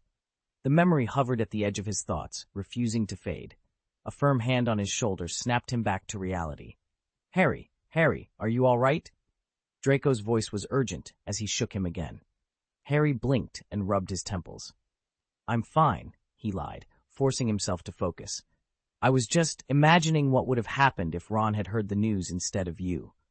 Draco frowned, concern etched on his face. "Ron would have reacted much like I did. He'd rush to make amends, just to avoid the regret of being apart. It's better to patch things up now while we can." He paused then, with perfect mimicry, twisted his expression into Harry's. "It's such a shame that Ron and I only stayed friends for a few days over some silly misunderstanding." Harry shook his head. "It wasn't just a few days, and it wasn't silly this time. I think Ron will hold a grudge for a long time." Draco softened and slipped an arm around Harry's shoulders. "Then you won't face it alone. I'm here." Harry managed a grateful smile, though his heart still throbbed with unease. He glanced at his watch. January 1st, 1994. Tomorrow the new term would begin, and their vacation would be over. Harry's relationship with Ron still hadn't improved. Every night, Ron drew the dormitory curtains shut well before bedtime, and every morning, Harry would wake up to find Ron gone. Whenever Harry tried to look for him, Ginny blocked his path, no doubt acting on Draco's warning that Harry shouldn't meddle. In a strange way, though, Ron's cold shoulder was a blessing. It gave Harry the uninterrupted time he needed to finish all his outstanding assignments by the 29th. Had Ron been on speaking terms, Harry probably would have put them off until the 31st. Once his homework was turned in, Harry and Ginny skipped their usual stroll to the Rose Garden. Instead, they retired to his secret hideout on the mountainside just outside Hogsmeade and settled in to watch television, the first TV Harry had ever seen in the wizarding world. He quickly discovered that the magical airwaves offered far more than Adventures with Belle. There was A Bite of Britain, a show dedicated to the unique regional fare found in every British county. Myron Wagtail's own profile special, featuring the lead singer of the Weird Sisters. And even Mrs. Fig's Magical Menagerie, a hands-on guide to caring for the most peculiar of wizarding creatures. As the days until Halloween Day dwindled, Harry realized there was far more to explore in this new medium than he'd ever expected, and far less time to do it in. Chapter 7. Musical Magic and Auror Adventures. Ginny Weasley couldn't get enough of the latest wizarding talent show, The Voice. 4 legendary performers made up the coaching panel. Celestine Warbeck, Ginny's all-time favorite pop star, alongside the famed leprechaun jazz vocalist Aretha Heir, vampire crooner Lorcan Dyes, beloved by witches everywhere, and one other luminary from the magical music world. Each coach came from a completely different tradition and era, Yet they shared one simple rule. During the blind auditions, they would turn their backs on the contestants and choose them purely on the strength and beauty of their voices. No looks, no backgrounds, no reputations, just raw talent. That unique format was the heart of the show's appeal. Contestants ranged from shy first-timers to flamboyant stage veterans, and every week featured jaw-dropping reveals when a performer turned around to find themselves facing the singer they dreamed of impressing. Between the coaches' banter, their spirited battles, and the final live performances, The Voice became the hottest ticket in the wizarding world, and Ginny never missed an episode. Meanwhile, the Ministry of Magic was determined to polish its public image after Cornelius Fudge's bumbling administration had earned a reputation for bloated bureaucracy and poor crisis management. In response, the Department of Magical Public Relations launched Run Auror, a high-octane reality program that turned ordinary ministry employees into honorary aurors. Handpicked for their charm, communication skills, and athletic prowess, these volunteers tackled a series of elaborate and often perilous magical obstacles designed to test courage, intelligence, and reflexes. Viewers watched spellbound as the new honorary aurors scaled collapsing staircases, deflected vicious hexes, and outwitted enchanted creatures, all while wearing the ministry's colors and speaking eloquently about the department they served. The show's dramatic challenges and heartfelt interviews quickly won over critics, portraying the ministry not as a lazy bureaucratic monolith, but as a group of dedicated individuals ready to protect the wizarding community at a moment's notice. Together, The Voice and Run Auror became must-see television across both wizarding and muggle-born households, proving that, whether by song or by spell, magic still had the power to surprise, delight, and inspire. Even the Daily Prophet had jumped on the satire bandwagon. Late every Tuesday, they aired a segment called The Onion News, its premise as simple as it was outrageous. Take real headlines and spin them into wild parody. Rumor had it that Rita Skeeter, of all people, served as editor-in-chief, reviving her old penchant for spicy exaggeration. Harry, who'd long written off Skeeter as little more than a sensationalist hack, found himself strangely intrigued. It felt exactly like flipping through the pages of The Quibbler, only on moving pictures. Ginny, seated beside him, wore a skeptical frown. She'd been convinced that the prophet was shamelessly copying The Quibbler's offbeat style, until she noticed the tagline scrolling underneath the show's title, "Produced in collaboration with The Quibbler." At once, her arms unfolded, and a smirk replaced her scowl. Leaning forward, she nudged Harry. "Listen to this," she said, quoting in her best deadpan. "An 80-year-old farmer from Old Kent in Yorkshire has welcomed a love child, thanks to a male fertility potion and a goat." They both burst out laughing. In that moment, Harry realized how thoroughly this ridiculous little program had distracted him, and how, for the first time in weeks, he wasn't aching to see Ron at all. As absurd as it sounded, he felt a twinge of relief. Maybe, he thought, there was room to be a little more reasonable about patching things up later on. Right now, all he wanted was another ridiculous headline to keep him laughing. Harry needed more perspectives before he tried to mend things with Ron. After confiding in Draco, he decided to consult a few other trusted friends. First, Harry made his way to Hagrid's hut. The half-giant was tinkering with a broken broomstick outside his door when Harry arrived.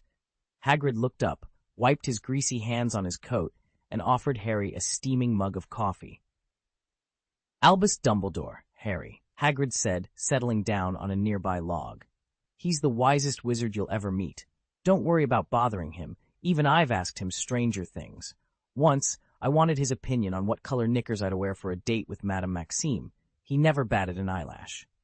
The next stop was the library, where Remus Lupin was shelving books. He gave Harry a tired but welcoming smile. "Back when I was your age," Lupin began, "I would have told you to do whatever Ron asked. Rules be damned. Friendship meant everything, and nothing else seemed as important. But I've learned since then, if you believe you did nothing wrong, the only way forward is honesty. Speak to him openly.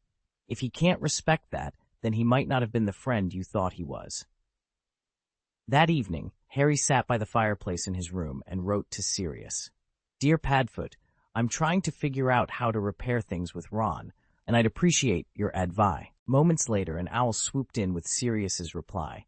Dear Harry, I'm honored you asked for my counsel. A true friend, like I was to your father, stands by you unconditionally. If Ron is worth keeping in your life, he'll understand and forgive. If not, he wasn't a real friend to begin with. Stand firm in what's right and let him come to you when he's ready. With that final piece of wisdom, Harry folded the letter and leaned back. He'd gathered his friend's best advice: seek wisdom from Dumbledore, speak honestly like Lupin advised, and stand firm in his own integrity as Sirius urged. Tomorrow, he resolved, he would write to Ron, and this time say exactly what was in his heart.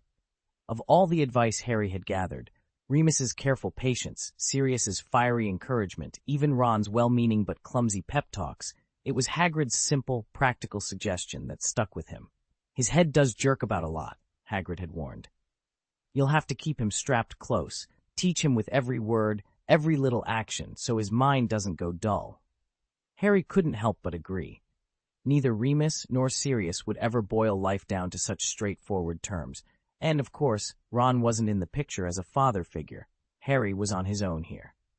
Today, he'd meant to slip away for Professor Dumbledore's private lesson on Saturday morning and pick his wizarding mentor's brain about repairing things with Ron. But just then, he found Dumbledore's elegant parchment waiting for him. Dear Harry, I had planned to begin our Saturday tutoring sessions this week, but I understand you've been experiencing difficulties with Ron. I suspect you neither have the time nor the heart for lessons right now, so tonight's 8 o'clock class is canceled. Enjoy the remainder of your Christmas holiday. Do remember to keep the little one clean. Babies can be quite messy, and perhaps refrain from taking on any new roles at the moment. Yours sincerely, Albus Dumbledore. Ginny, leaning over Harry's shoulder, squinted at the final line. Keep him clean, and don't take on any new roles? She repeated, frowning. Harry cleared his throat, heat rising in his cheeks. I think Dumbledore's way of saying he doesn't want me starting as a father too soon, he admitted, both embarrassed and relieved by the headmaster's thoughtfulness. Harry slumped on the broad stone ledge of the courtyard fountain, staring into the rippling water without really seeing it. Summer's warm breeze swirled around him, carrying the distant laughter of students eager for their vacation, but Harry felt anything but lighthearted. All he could think about was the advanced defensive magic course that had been abruptly canceled at the end of term. He'd poured months of hard work into preparing for that class, and losing it felt like a punch to the gut. At last, he rose and trudged up the winding staircase toward the headmaster's office, his robes dragging over the ancient stone steps. The familiar scarlet and gold tapestries and the oil portraits that lined the corridor did little to lift his spirits. When he reached the enchanted gargoyle, Harry whispered the password and stepped inside. Albus Dumbledore sat behind his great oaken desk, fingers steepled and eyes full of quiet curiosity. Harry bowed his head. Professor, he began, voice tight with frustration, I'm really upset about that course being canceled.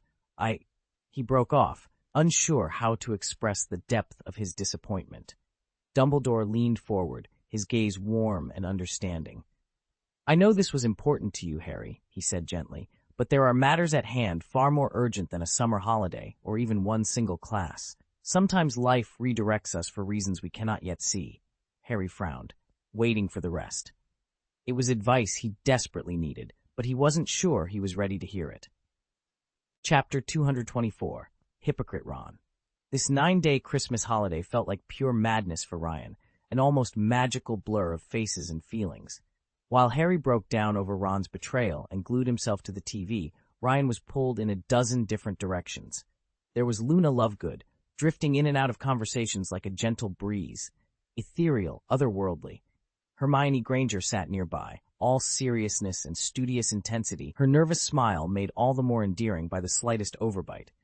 Fleur Delacour appeared in her sparkling elegance, every movement a dance of light. Even Nagini showed up, untamed, innocent, and startlingly alive. Pansy Parkinson offered her own brand of charm, shy behind a stack of books, yet impossibly sweet. And then there was Kate, quirky, irrepressible Kate, who upended everything Ryan thought he knew about loyalty and desire. Because Kate possessed a strange power, she could borrow another's shadow, step into their shape, and wear their face as easily as a coat. He could no longer look at Harry, Draco, or Ron without wondering if it was really them or another one of Kate's perfect imitations. Neville was the only one Ryan trusted. His mother had been pretty sure, but never breathtaking. Kate was breathtaking. Sinful. Dangerous. Even after Kate vanished once, she reappeared again, summoned by that very gift of shadows. Each time, Ryan's rational mind recoiled, begging him to refuse, but once a beast like that tasted blood, it would settle for nothing less. Sometimes she took the form of someone worn by time, their edges frayed and familiar. Other times she mirrored someone untouched by age, as fresh and sharp as a photograph. Always, though, there was a role to play, a whispered promise that each encounter would be the real one. By the end of that holiday, Ryan's head spun. He found himself scanning every face, straining to recognize the true Harry, the true Ron, the true Draco. At moments of dizzying disbelief, he almost believed they were his own children. Harry's defiance, Ron's loyal, Draco's pride, all projected into these borrowed forms. But it was always Kate. Shifting, smiling, and pulling him deeper into her web, until Ryan no longer trusted his own eyes or his own heart. The residual effects of that strange encounter, an unsettling blur of time, space, and identity, still lingered in Hermione's mind. It was January 3rd, 1994, the very first day of the new semester, and the first lesson on Monday morning was Professor Sprout's herbology class. Outside, a fresh blanket of snow covered the grounds, and droplets of condensation streaked the greenhouse windows, turning the world beyond into a pale, watery haze. Hermione stood at a potting bench beside Ryan, her breath forming faint clouds in the chilly air. Before her lay a collection of jumping beans, magical seeds that resembled oversized peanuts, buried in the earth until their fruits ripened. Once they broke the surface, these lively beans expended every ounce of their magic and began to spring away, hopping unpredictably in every direction except toward their parent plant. Even with Hermione's unusually robust stamina, enhanced by that special potion she'd been testing, the task was exasperating.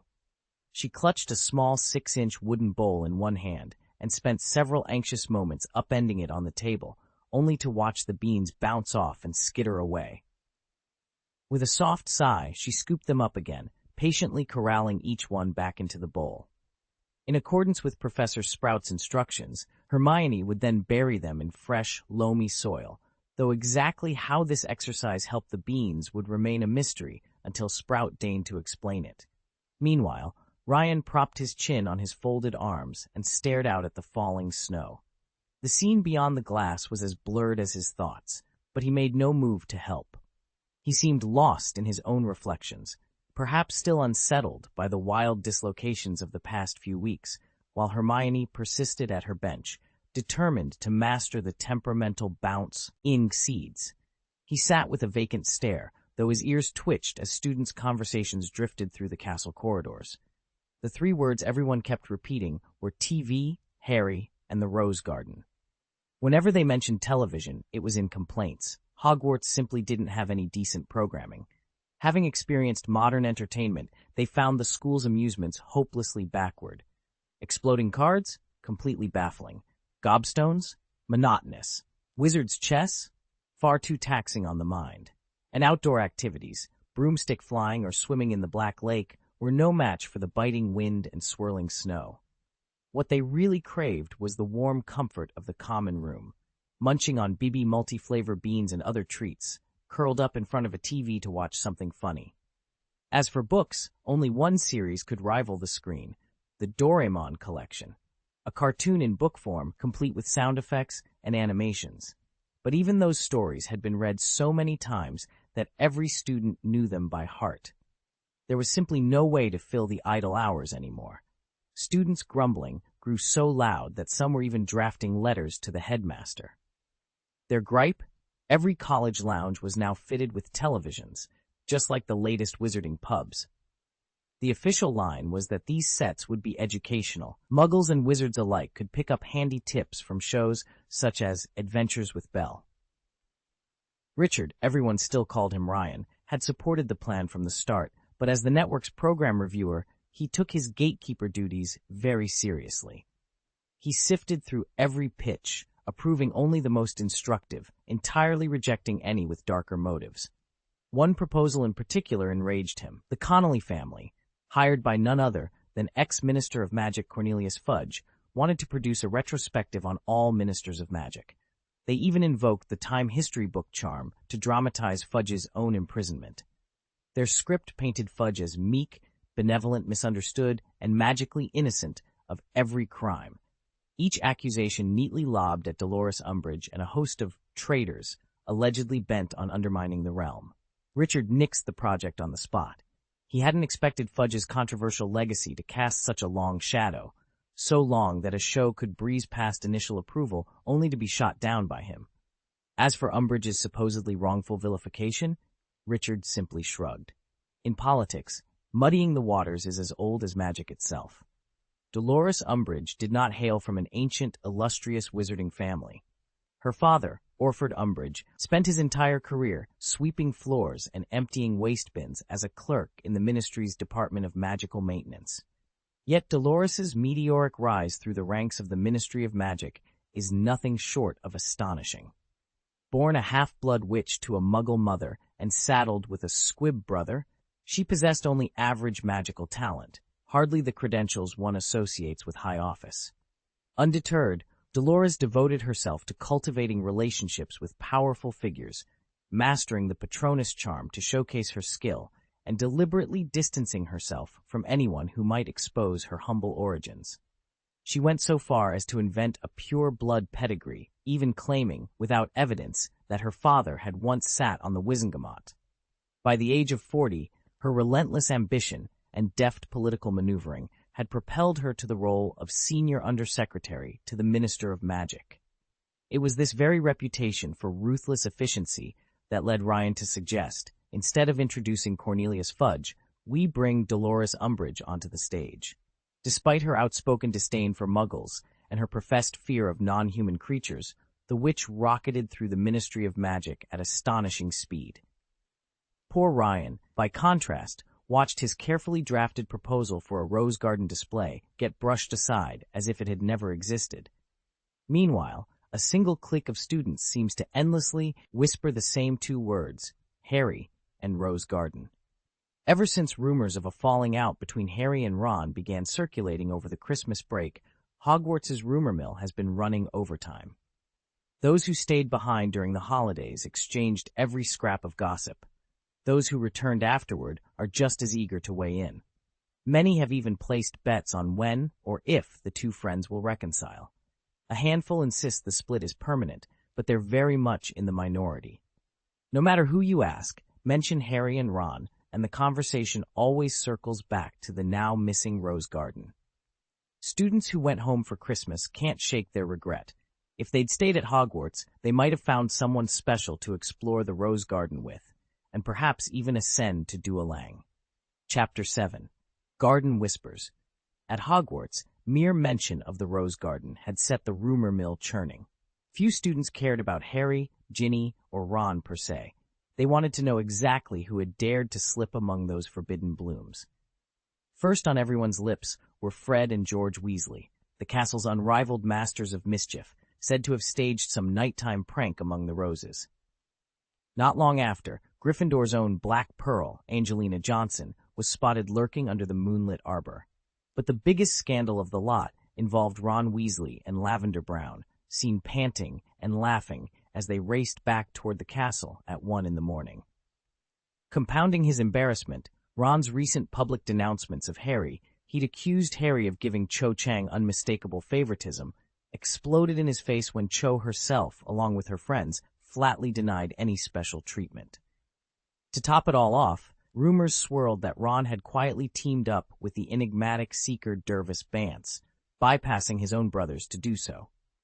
By dawn, every corridor echoed with one nickname, Ron the Hypocrite. Yet amid all the gossip, the core mystery remained. Who had really trespassed into the Rose Garden, and what secret were they desperate to keep? Acknowledgements. Special thanks to Mr. Xianyi for your monthly support, and to everyone who's recommended and subscribed. Your encouragement means the world. Chapter 225, Loving Father. Ryan stifled a chuckle as he turned toward Ron, who sat alone at the far end of the greenhouses. Herbology class had barely begun, yet everyone, save Harry and Neville, treated Ron like an unwelcome intruder. Anthony and Dudley glared at him with barely concealed hostility. If Harry hadn't insisted on keeping Ron nearby, they'd have dragged him off into some dark corner and given him a proper beating before Professor Sprout ever arrived. Ron knew it, too. His face was sullen, his jaw set in quiet anger. He had been nothing but accommodating, even when Harry's affections had become impossible to ignore. Harry's repeated, overly familiar gestures toward him only deepened the other students' conviction that Ron was somehow unworthy of his attention. In their eyes, Ron had betrayed their friendship, and that betrayal stung Ryan more than he cared to admit.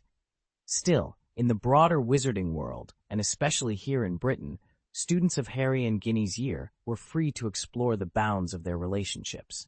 Since the Ministry introduced the male fertility potion, concerns about the wizarding birth rate had eased considerably.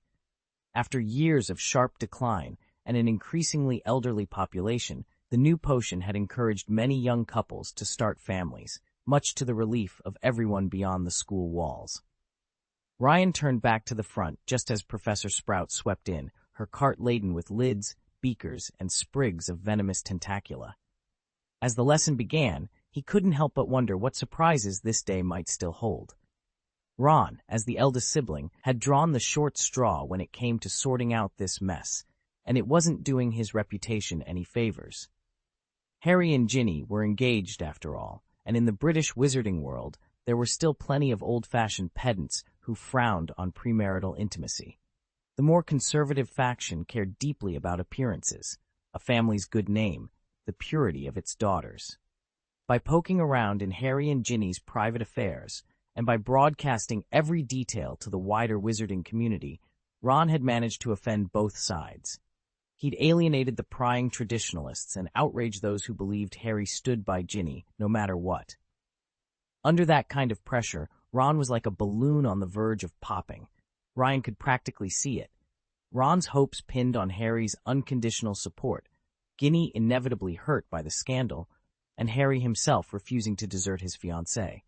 The breakup, Ryan was sure, was no longer a question of if but when, and when it came, Ron would explode in anger and disappointment. Yet as he watched Ron's face darken, Ryan's eyes drifted inward.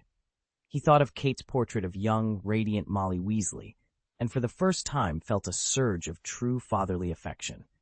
In that moment, all the family squabbles and social anxieties faded away, replaced by a warm, protective instinct he hadn't expected to feel.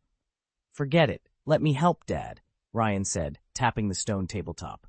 His fingers traced a pattern in the damp clay, weaving a silent enchantment. This spell was crafted to latch only onto one person, Ron Weasley, and then slip into the greenhouse's ambient noise, hitching a ride on every whisper and rustle of leaves.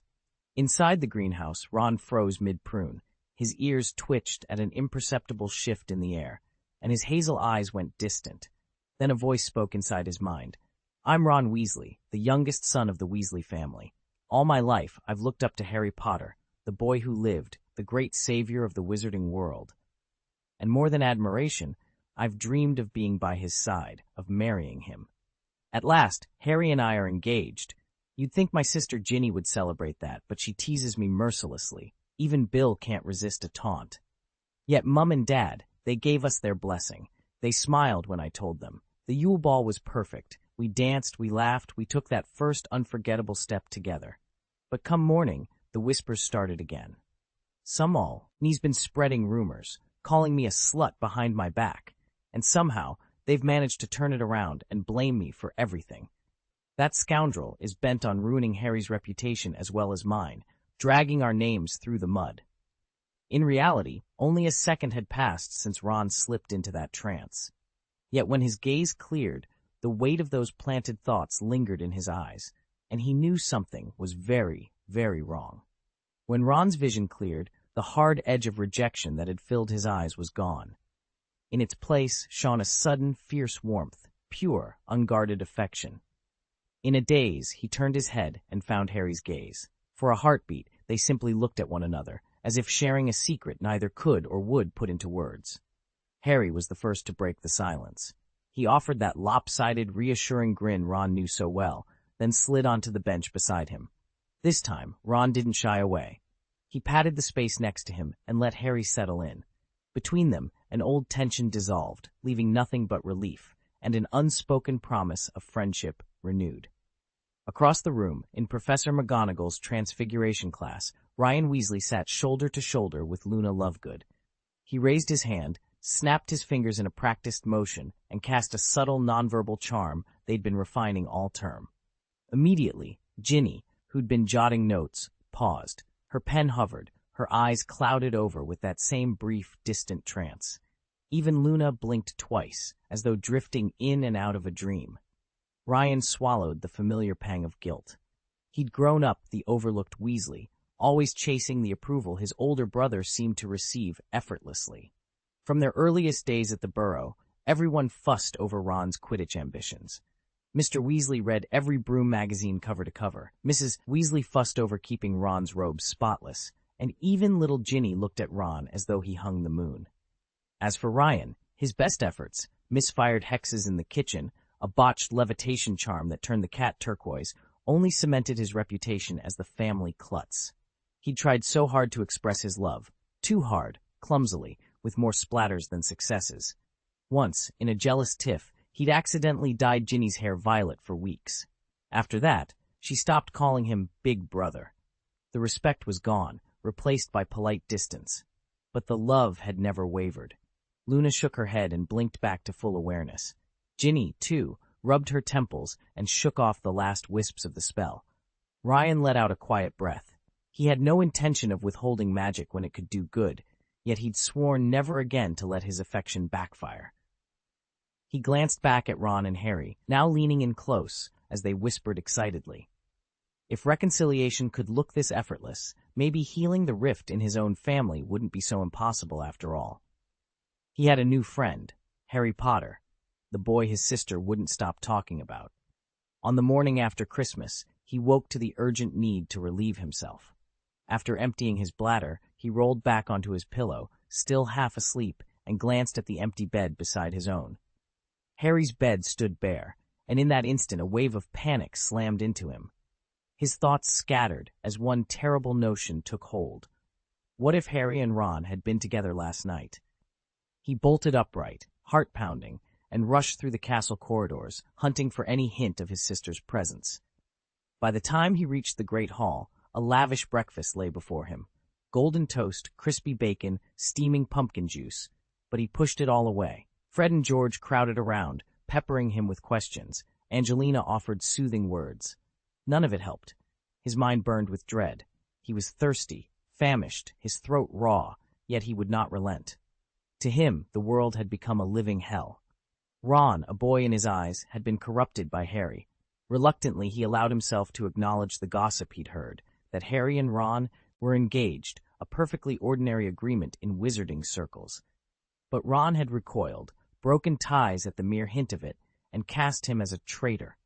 His own parents turned away, his brothers whispered behind closed doors. Even Bill, once his comrade in standing up for Harry and Ron, joined the chorus of accusations. Percy dragged him off to a small room and scolded him for hours. None of it mattered. He had Harry, and for him, that was everything. Ginny lay awake long after the castle had fallen silent, haunted by the echo of Harry's words so cold they felt like betrayal. Late last night, she'd heard him swagger into the Gryffindor common room, grinning as he told everyone he and Ginny had made up after their quarrel. Shameless, really, but she'd wanted to believe him. This morning, she pushed aside her doubts. At breakfast in the Great Hall, she even pressed Ron's favorite blackberry jam onto warm toast, eager to start the day with kindness. But kindness turned to shock in an instant. From a nearby table came Harry's laugh, low and cruel, joined by his cronies. "He's a joke," she heard Harry say of Ron. "Always has been." The others snickered, and worse, Ginny realized with horror that she, too, had lately looked at her brother as more of a responsibility than a person, all because Harry, once smitten with her, had spent weeks slandering Ron behind closed doors. Burning with shame, Ron stumbled to her side and broke down, his shoulders shaking as he poured out every secret he'd ever trusted into her ear. He pleaded for someone, anyone, to believe him. but the hall was deaf to his tears. By midday, whispers had rippled through the student body. Stay away from Ron Weasley. Friends turned away. He was suddenly alone. Ginny's chest tightened as anger and guilt clashed inside her. She shivered as though she'd woken from a trance, then caught herself. She was Ginny Weasley, Ron's sister, Harry's friend, and no one's pawn. She slipped from her seat and walked to the window overlooking the greenhouse courtyard. Outside, bathed in moonlight, stood Harry and Ron, two figures she had vowed to protect and cherish. Yet now, standing between them, she felt a bitter question rising in her throat. Did Ron truly value his friendship with Harry as much as she did, or was she the only one fighting to keep them together? Chapter 256, also catalogued as Chapter 669, The Brick Family's Progress and Kate's Recommendations. At the latest Ministry of Magic economic briefing, officials laid out a series of proposals aimed at stimulating alchemical research, strengthening household incomes, and improving the efficiency of magical transport. Below is a concise summary of the key recommendations. 1. Encourage young wizards to work in factories. By placing more apprentices and junior wizards in magical manufacturing facilities, the ministry hopes to accelerate innovations in alchemy. This hands-on experience should be valued not only for its contribution to a wizard's personal income, but for the broader advancement of potioncraft and enchanted goods. Number 2. Promote the leasing of inherited magical assets. Many low-income wizarding households possess dormant resources, family spellbooks, time-worn artifacts, or unused ancestral cottages. By renting out these properties and props, struggling wizards can generate a stable supplemental income without selling irreplaceable heirlooms. 3. Extend the retirement age for wizards. Given that witches and wizards often live well past 500 years, middle age, by magical standards, begins around 70. The ministry proposes postponing mandatory retirement, allowing experienced practitioners, much like Albus Dumbledore, to continue contributing their wisdom far longer. This measure would both honor the lengthy arc of a wizard's career and retain invaluable expertise in the workforce. Number 4. Adjust the price of flue powder. To curb the soaring maintenance costs and network slowdowns caused by overcrowded fireplaces, the ministry recommends raising the retail price of flue powder to at least 20 galleons per jar. This increase should discourage non-essential travel on the flue network and ensure smoother, more reliable service for those who need it most. 5. Maintain current private sector wage ceilings. Despite calls to replicate the so-called Skywalker model of aggressive wage growth, the ministry advises against raising the base salaries of employees at private magical firms. For now, wages should remain steady to prevent inflationary pressures in the broader wizarding economy. These measures reflect the ministry's commitment to balancing economic stability, technological progress, and fair opportunity across the wizarding community. Further discussion and a vote will be scheduled at the next council session. Employees. Wages are too high and will undermine the international competitiveness of British companies, the article began. Given the dwindling birth rate among wizards and the advent of gender-swap magic, we propose fining childless households and levying extra taxes on single wizards, it continued. Ryan rubbed his eyes in disbelief. Even after traveling through time, he never imagined he'd still encounter these odd, sentient tiles spouting sensational headlines. These quotes were lifted straight from the Eye of the Future, a British broadsheet that prides itself on assembling the nation's top experts to chart society's course, a crystal ball for ordinary wizards. Yet its solutions seemed as misguided as ever. Ryan, little ghosty, little ghosty. A child's voice, no more than 3 years old, chimed in his ear. It was unnervingly clear and precise, the kind of flawless pronunciation you'd expect from someone twice the age. Ryan's heart skipped. In all his travels, he'd never heard a toddler speak so coherently. He spun around, searching for the source, but the corridor was empty, save for rows of softly glowing tiles beneath his feet. "Who's there?" he whispered. Silence answered him, broken only by the faint hum of magical energy coursing through the walls. The last thing he'd expected in this strange intersection of past and future was a child's voice. And yet there it was, calling his name with eerie familiarity. Ryan steadied himself. No matter where or when he was, he wouldn't let a haunting whisper unnerve him. Not today. Not here. He took a deep breath, his eyes narrowing as he prepared to track down the mystery of the talking tiles, and the little ghost that seemed determined to find him. Ryan groaned as baby Kate, now barely 35 inches tall, bounced into view. The drastic change in her physique had also left her acting far more childlike than before. When he hesitated, she snapped her mouth shut, spun on her tiny heel, and leapt upward, looping her arms around his neck. Like a living swing, she dangled and giggled as she swayed back and forth. "You need to remember you're not really a child," Ryan said sharply. He snapped his fingers, and a swirl of fuchsia light washed over her. Mid-swing, Kate froze, then hung motionless, head pointing down, as if invisible hooks had caught her ankles and suspended her in the air. Lane's words echoed in Ryan's mind. By journeying back through time and drawing on the echo of her younger self, Kate's form had contracted.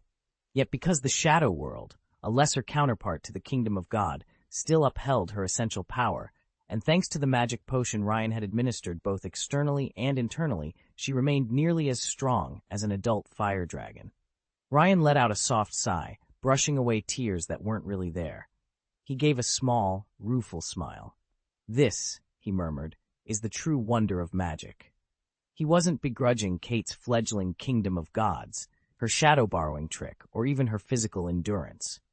What really bothered him was the method she'd just used. When Kate suspends someone upside down in midair with her Exunsi incantation, it costs a full unit of mana.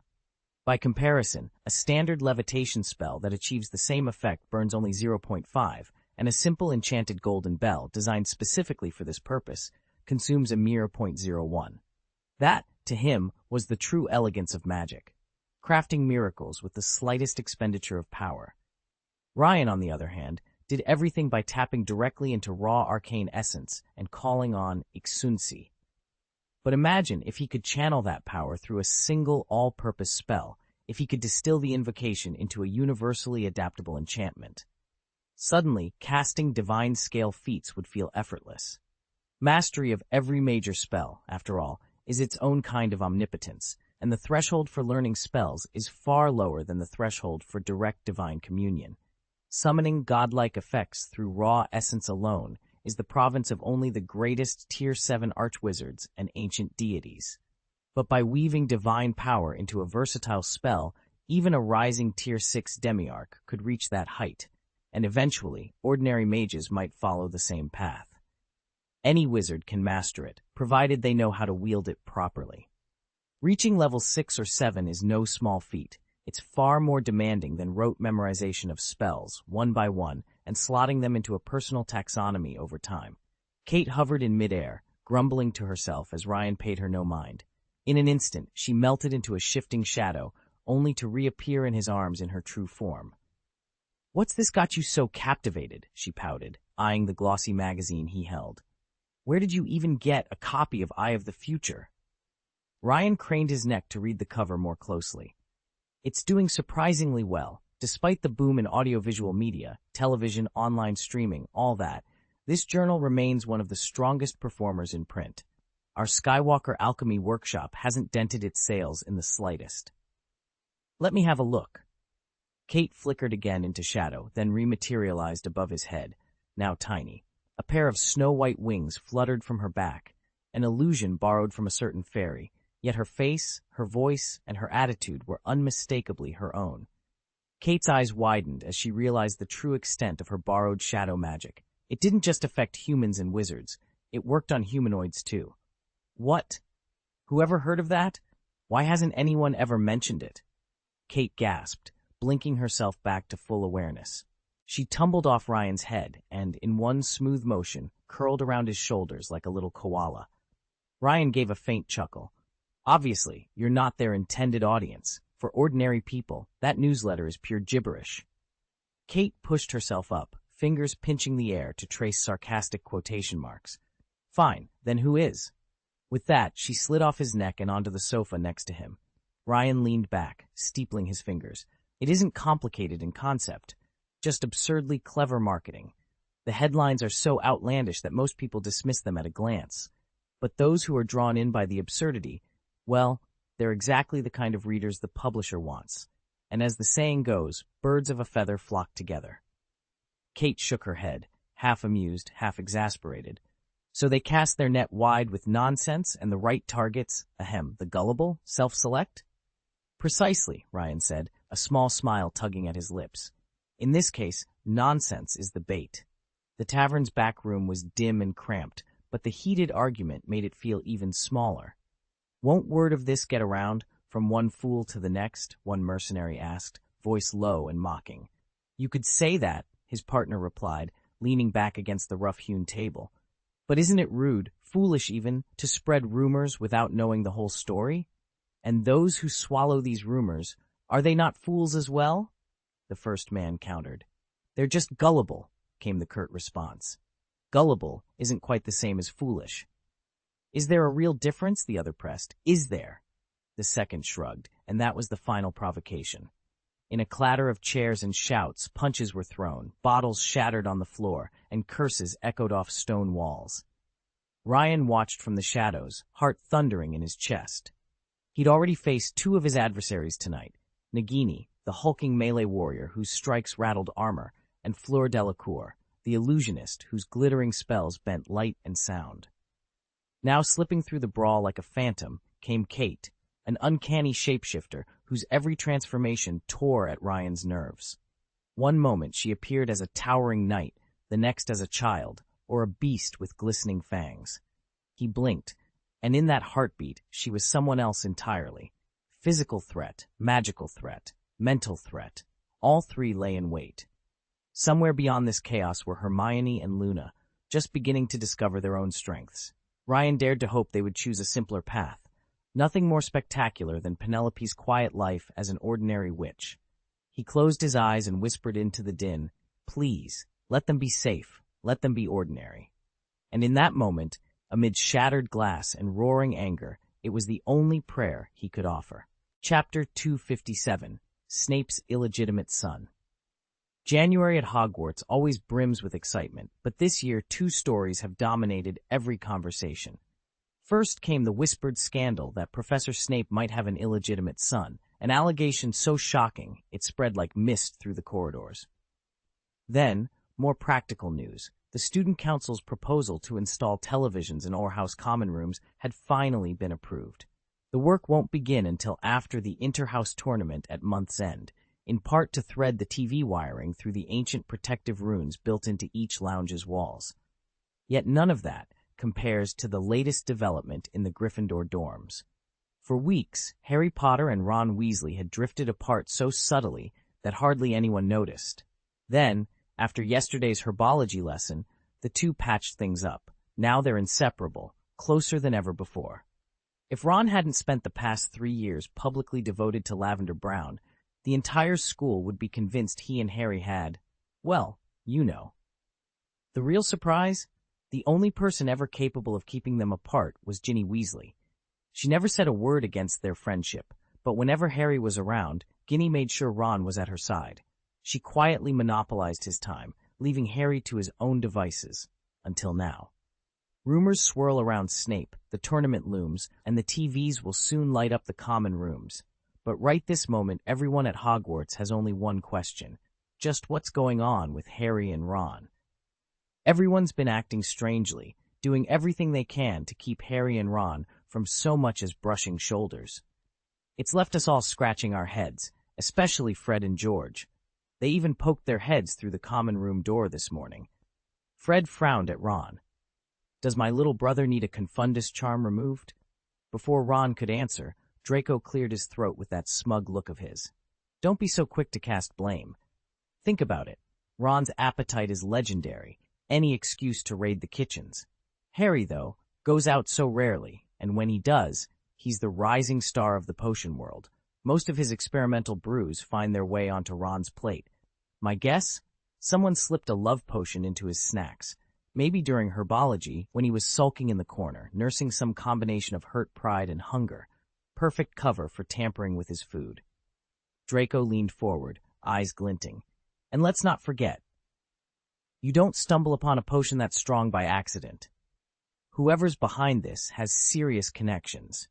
either a Slytherin with access to dark magic recipes or a highborn pureblood family with enough gold and influence to procure forbidden brews. That's the only way you get your hands on a love potion that potent. Everyone knows that love potions come in many strengths. The flashy ones with their dramatic swoons and declarations are easy to spot and easy to counter.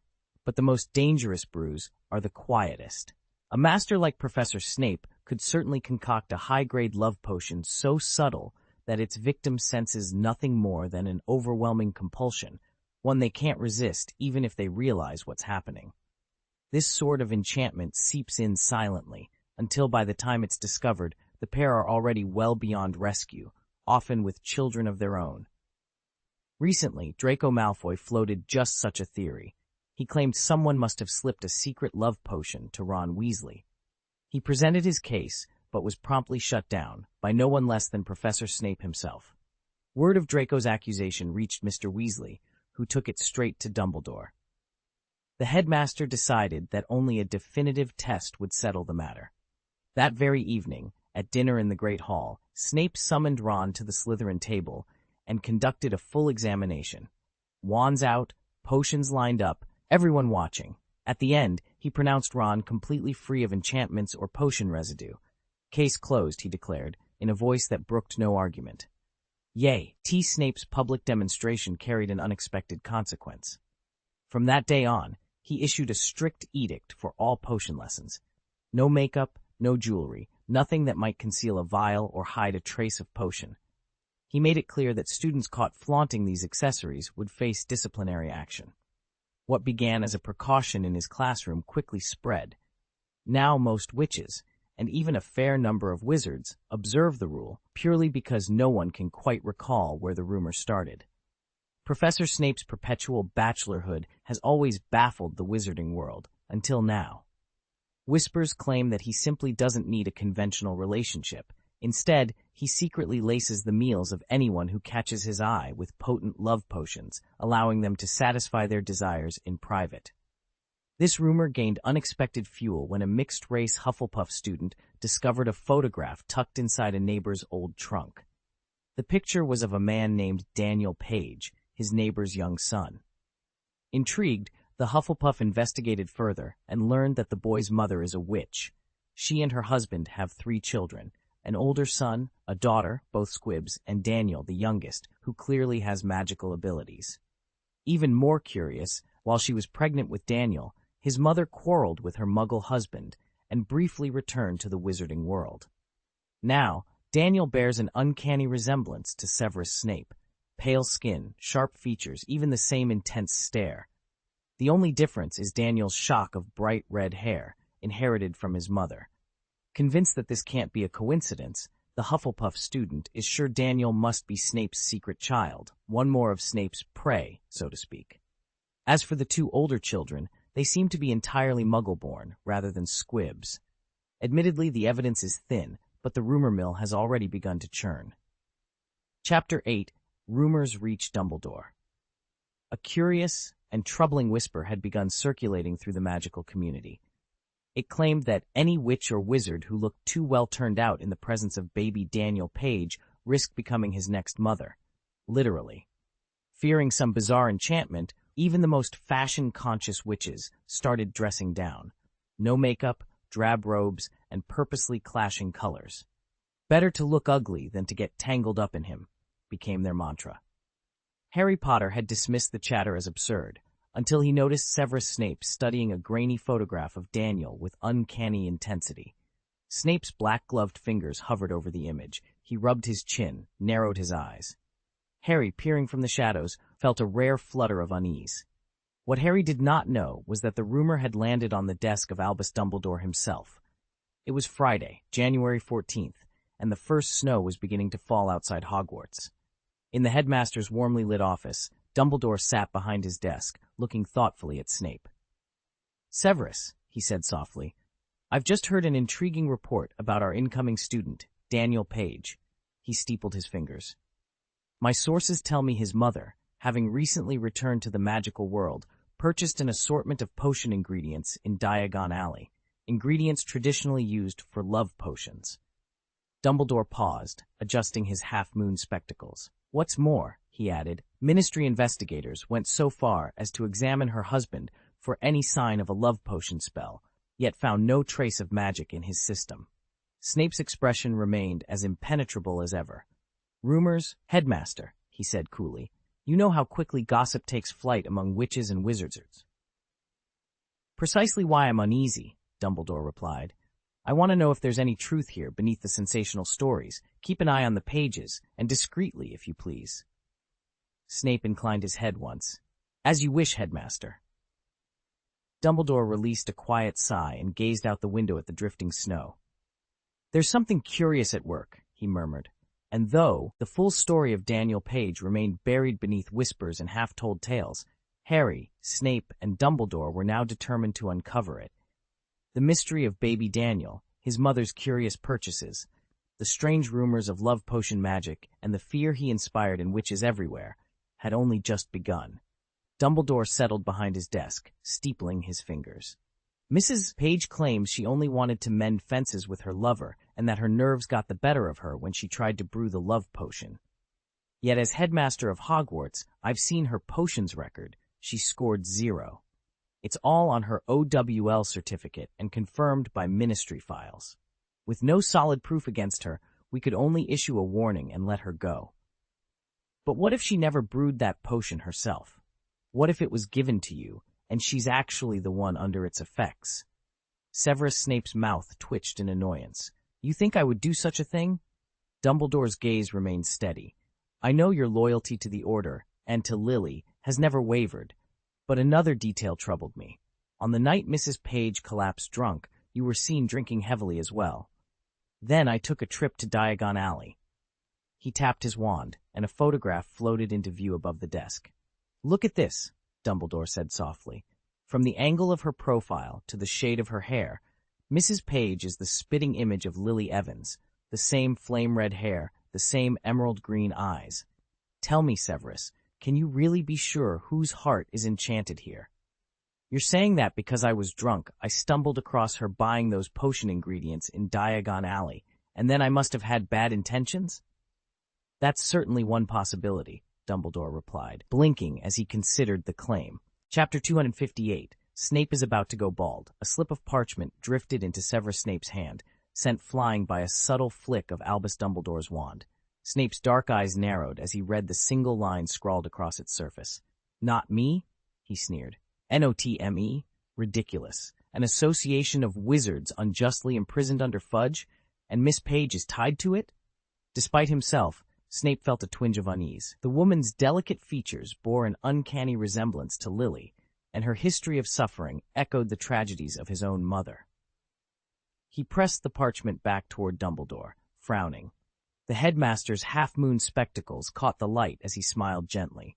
Their full name is the Nocturnal Order of Tricks and Magic Exert. They aim to demonstrate magic openly before Muggles, believing this will hasten the integration of our two worlds. Snape folded his arms, skepticism etched into every line of his face.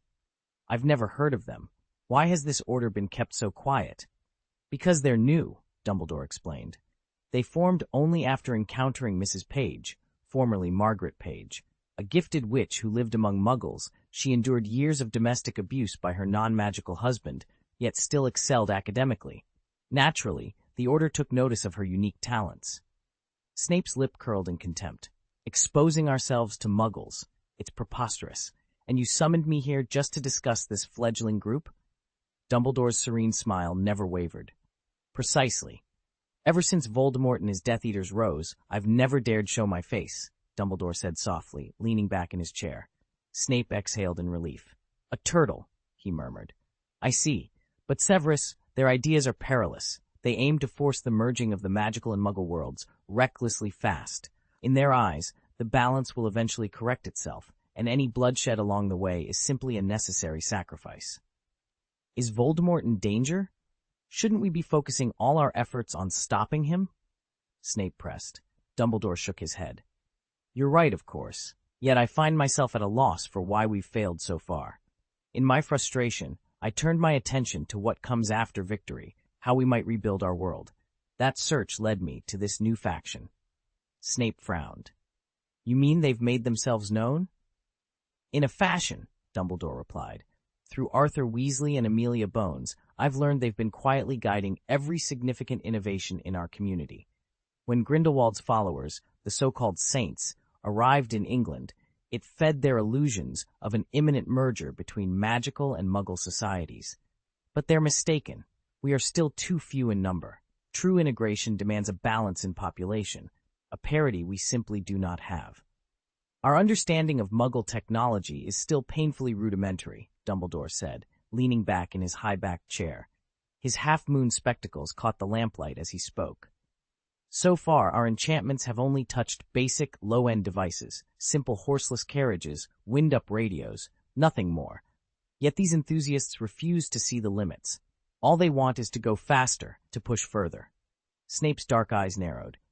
Then what do you propose we do? Shall I? He drew his wand in a single fluid motion. Dumbledore held up a placating hand. Severus, we could easily obliterate their workshops, wipe out every last prototype with a well-placed curse. But we're not Death Eaters. The Order of the Phoenix exists to protect, not to terrorize. What this situation truly needs is guidance. Guidance? Snape echoed in disbelief. You mean these reckless experiments were the work of my own students, Slytherins? He shook his head as if to clear the notion. I've been blaming Ravenclaw or Gryffindor all along. Dumbledore's expression softened. It's all too easy to point fingers, but consider why they acted in the first place. The publication of Riddle's book, Magic for Muggles, was taken by many as a signal that the time has come to fuse our world with that of non-magical people. They tasted the first sweetness of progress and now demand more. Snape's wand lowered, but his tension remained palpable. And the so-called male-male potion? I've heard whispers that it's created a veritable population boom among the pure-blood families. Dumbledore nodded gravely. Indeed, many of them, convinced by these dubious elixirs, believe they can guarantee male heirs. They've set aside caution and are now producing offspring by the dozen. It's charming in a way, but dangerously short-sighted. Snape ran a hand through his thick hair. So our challenge is twofold. Temper their reckless ambition toward Muggle artifacts and curb their blind faith in alchemical shortcuts. Precisely, Dumbledore agreed. What we need is not a demonstration of force, but a framework of responsible practice. We must teach them how to blend Muggle ingenuity with wizarding subtlety, safely, ethically, and under proper supervision. Only then can we steer them away from catastrophe and toward genuine progress. Snape sighed, the weight of the task settling on his shoulders. Very well. I'll assemble a committee, Slytherins only, if you insist. We'll draft guidelines and hold instructional sessions at Hogwarts. Excellent, said Dumbledore, a faint smile tugging at his lips. Let us show them that the true power of magic lies not in raw acceleration, but in thoughtful, measured application. What Slytherin House has always lacked is true ambition. For centuries, the vast fortunes of the wizarding world have been monopolized by the great pure-blood dynasties, while the smaller houses have been left to make do with a quiet, comfortable existence. But once you've glimpsed the gilded lives of the highest pure-blood families, ordinary comfort feels like living in hell. In the wake of recent upheavals, those overlooked houses have begun to cast covetous eyes toward the Muggle world. Have they truly been emboldened by the changing times, or are they merely deluding themselves that their moment has arrived? That's why I came to you, Severus, the old wizard said quietly, his gaze unwavering. With your position as head of Slytherin House and your extraordinary talent, you could easily unite these smaller pure-blood families under your leadership. I need you to show them the right path, away from the same darkness that ensnared Gettler and me. These Slytherins, curious about Muggle life, are far more progressive and open-minded than the traditional pure-blood hardliners. We cannot afford to let them stray. Unbeknownst to them, Ryan stood hidden in the shadows, watching every word. Chapter 7. After the Fall. Late that afternoon, Severus Snape slipped quietly into Ryan's private chambers. Now one of Ryan's most trusted agents, Snape carried his usual air of controlled urgency as he closed the door behind him. With barely a nod, he approached the desk. I have spoken with our contact, Snape announced, placing a small dossier before Ryan. Daniel Page. At the name, Ryan felt a quiet thrill of recognition. Daniel Page, the elusive architect of the pig farm reality simulator, and now a potential linchpin in the new struggles brewing across the wizarding world. He opened the dossier. Snape continued, "Our path has diverged sharply from the events of Cursed Child. There are no children of Voldemort and Bellatrix to contend with. Instead, our world now mirrors the darker turns of Pig Farm. Since Voldemort's demise, an organization calling itself Not Me has risen from the shadows." "Not Me?" Ryan frowned. "A clandestine network," Snape explained. "They move like echoes through the Ministry and even Hogwarts. Their members vanish without a trace and reappear where you'd least expect them." Ryan glanced up. "And Harry's children?" "Too young for Hogwarts, scarcely old enough to remember the war. They remain under Protean guard at 12 Grimmauld Place." Snape tapped his temple. "Teaching them isn't the issue. It's everything else. Sirens in the corridors, curses carved into chalkboards." He paused. "Neville Longbottom has returned to Hogwarts as the herbology professor, but even he and the Ministry's finest are at a loss. Not Me's influence seeps into every stone of that school." Ryan turned a page of the dossier. A list of rumors awaited him.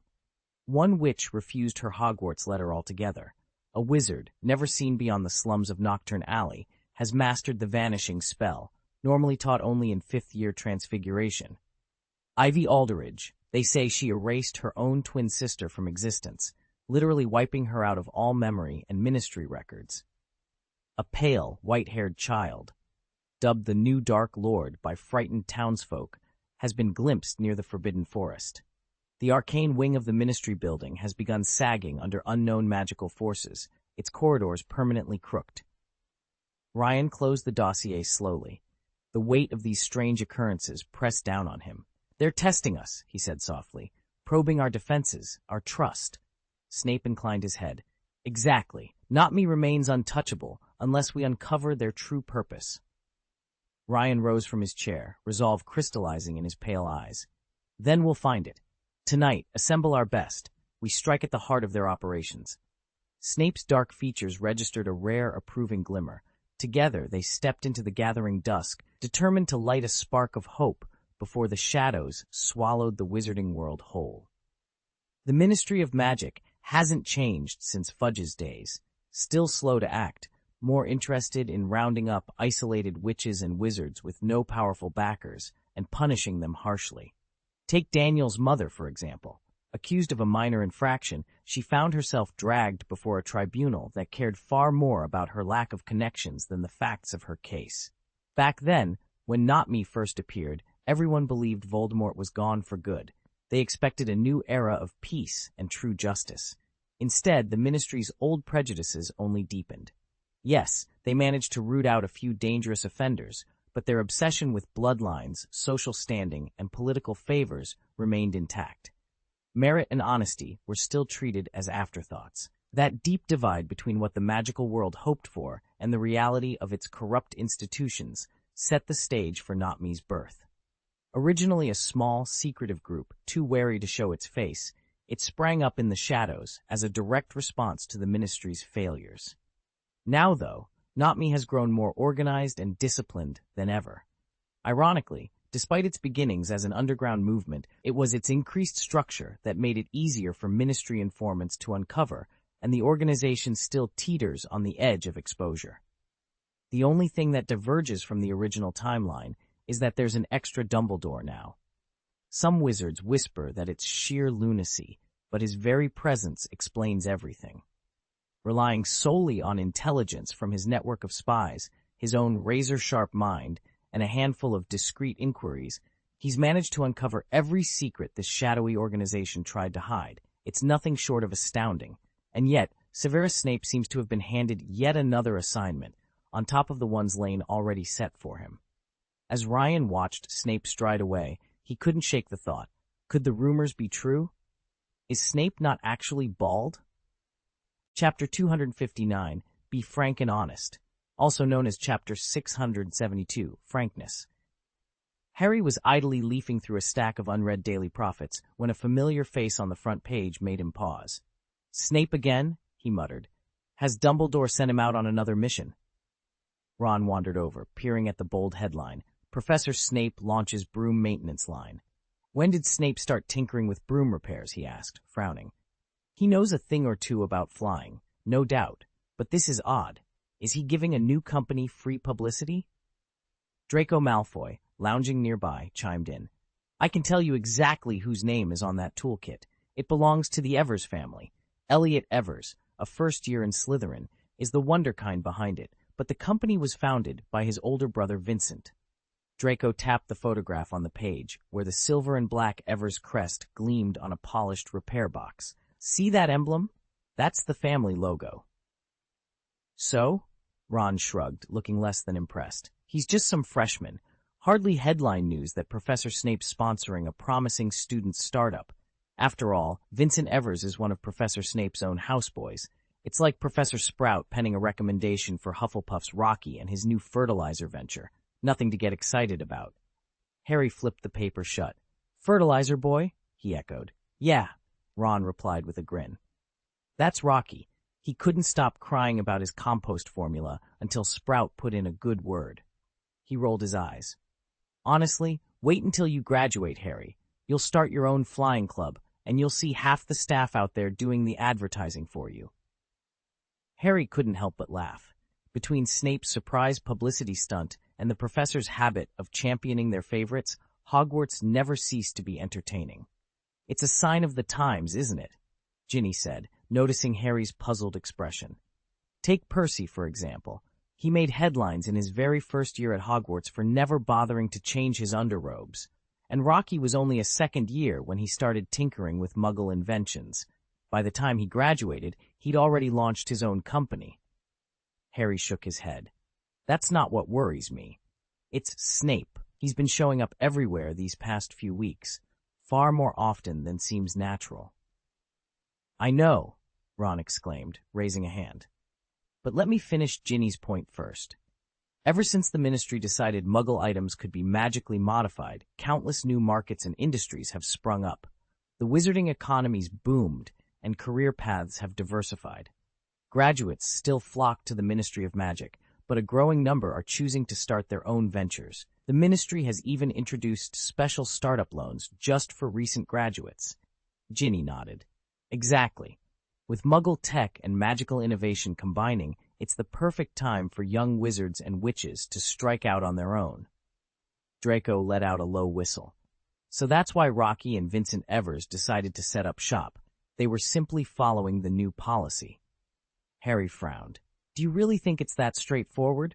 Look at Professor Sprout, for example. She's an expert in herbology. She can tell at a glance whether Lodge's fertilizer is the real deal.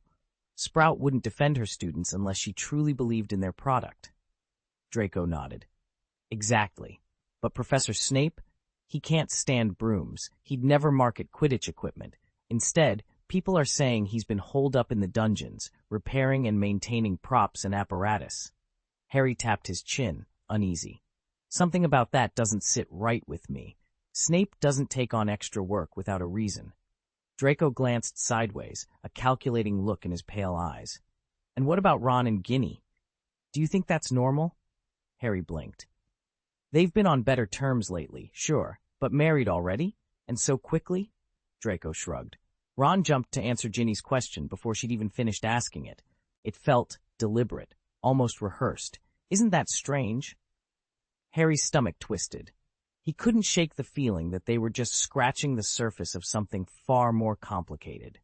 Between Snape's mysterious new responsibilities and the breathtaking speed of Ginny and Ron's romance, Hogwarts was suddenly full of secrets, and he was determined to uncover them all.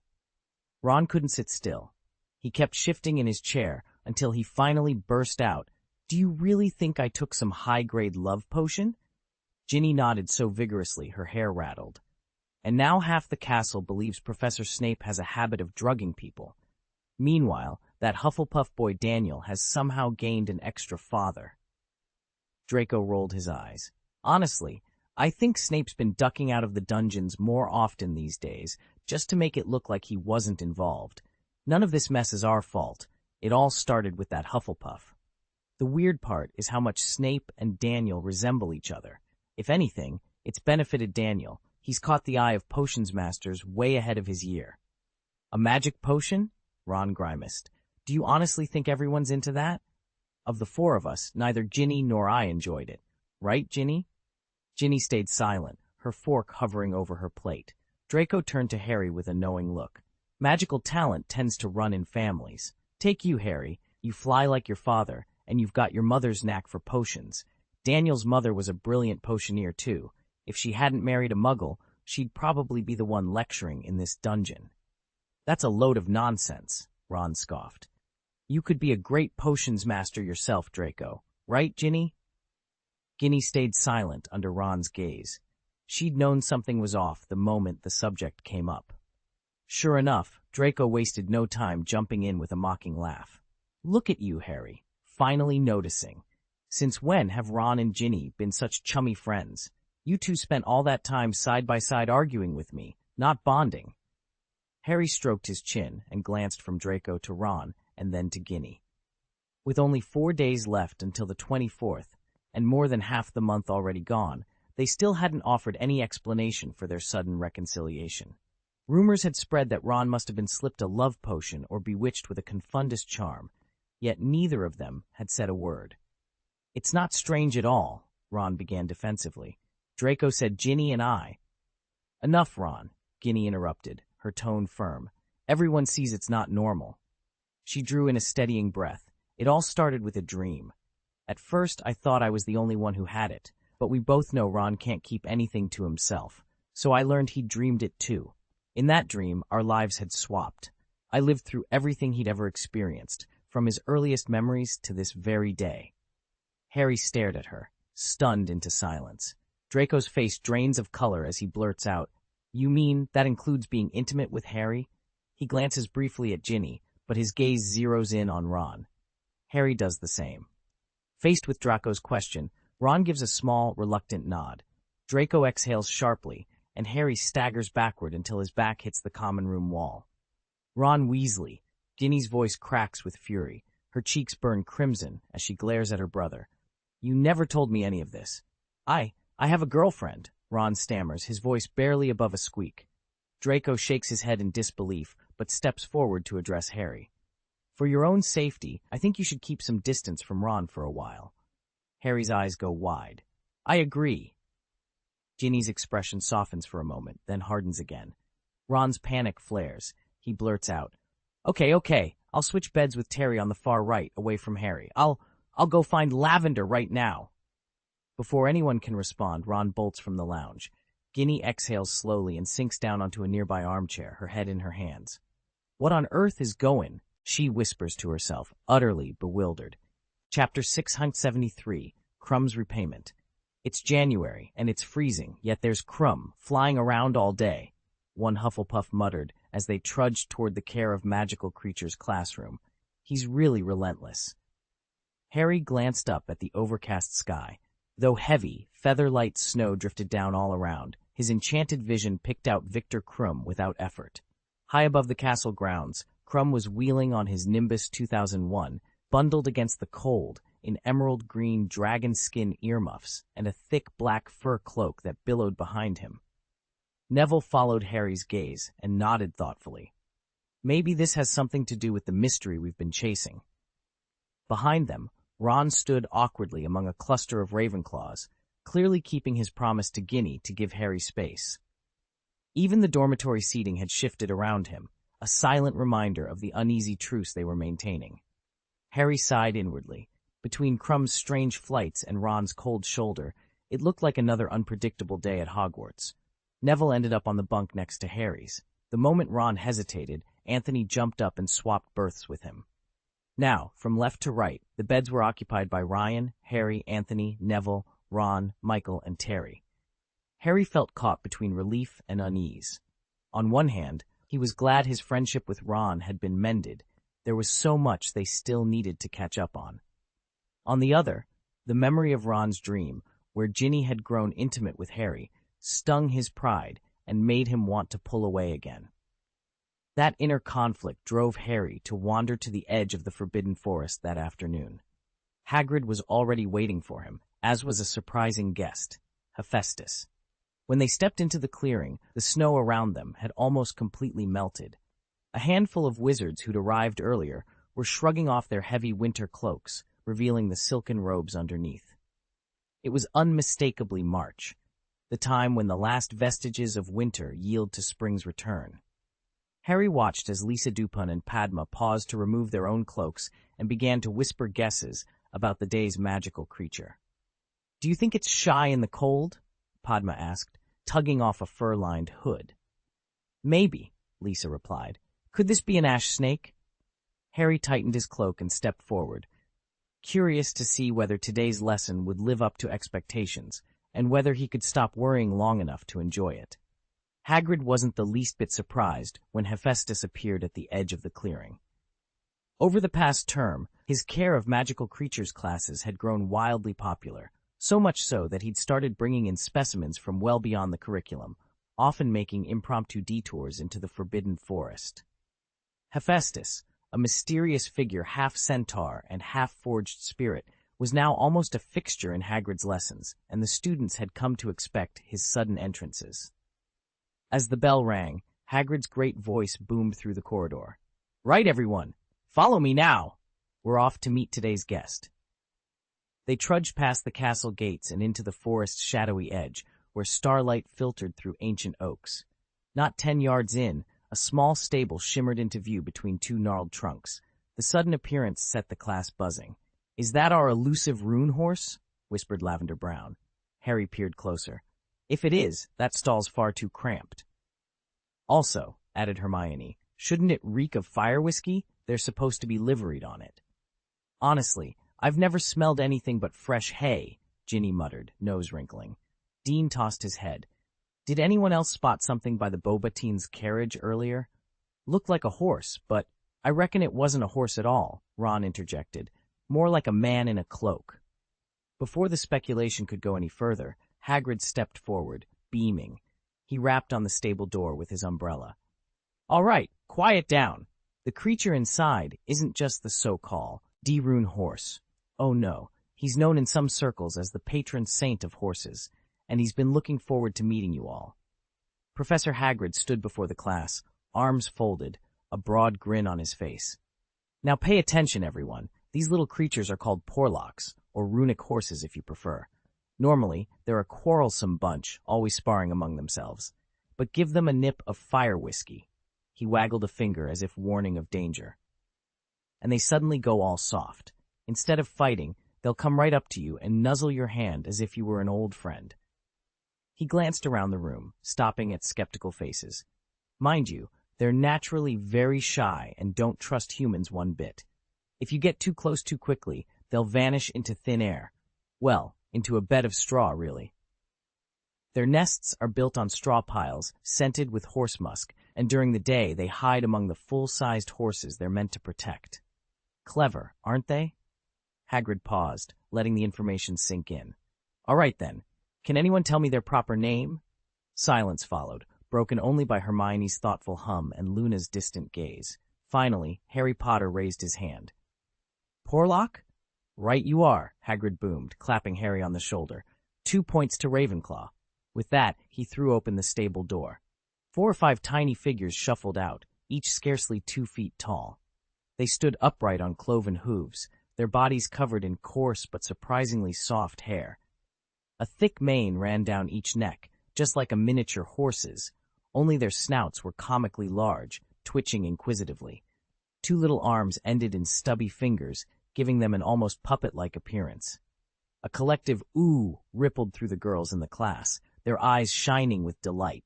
The Porlocks crept forward, noses quivering as they took in the new faces. Hagrid raised a hand for silence. "Now remember, move slowly. If you make a sudden gesture, they'll dash back into the straw in a heartbeat. Who'd like to be first to offer a gentle scratch behind the ears?"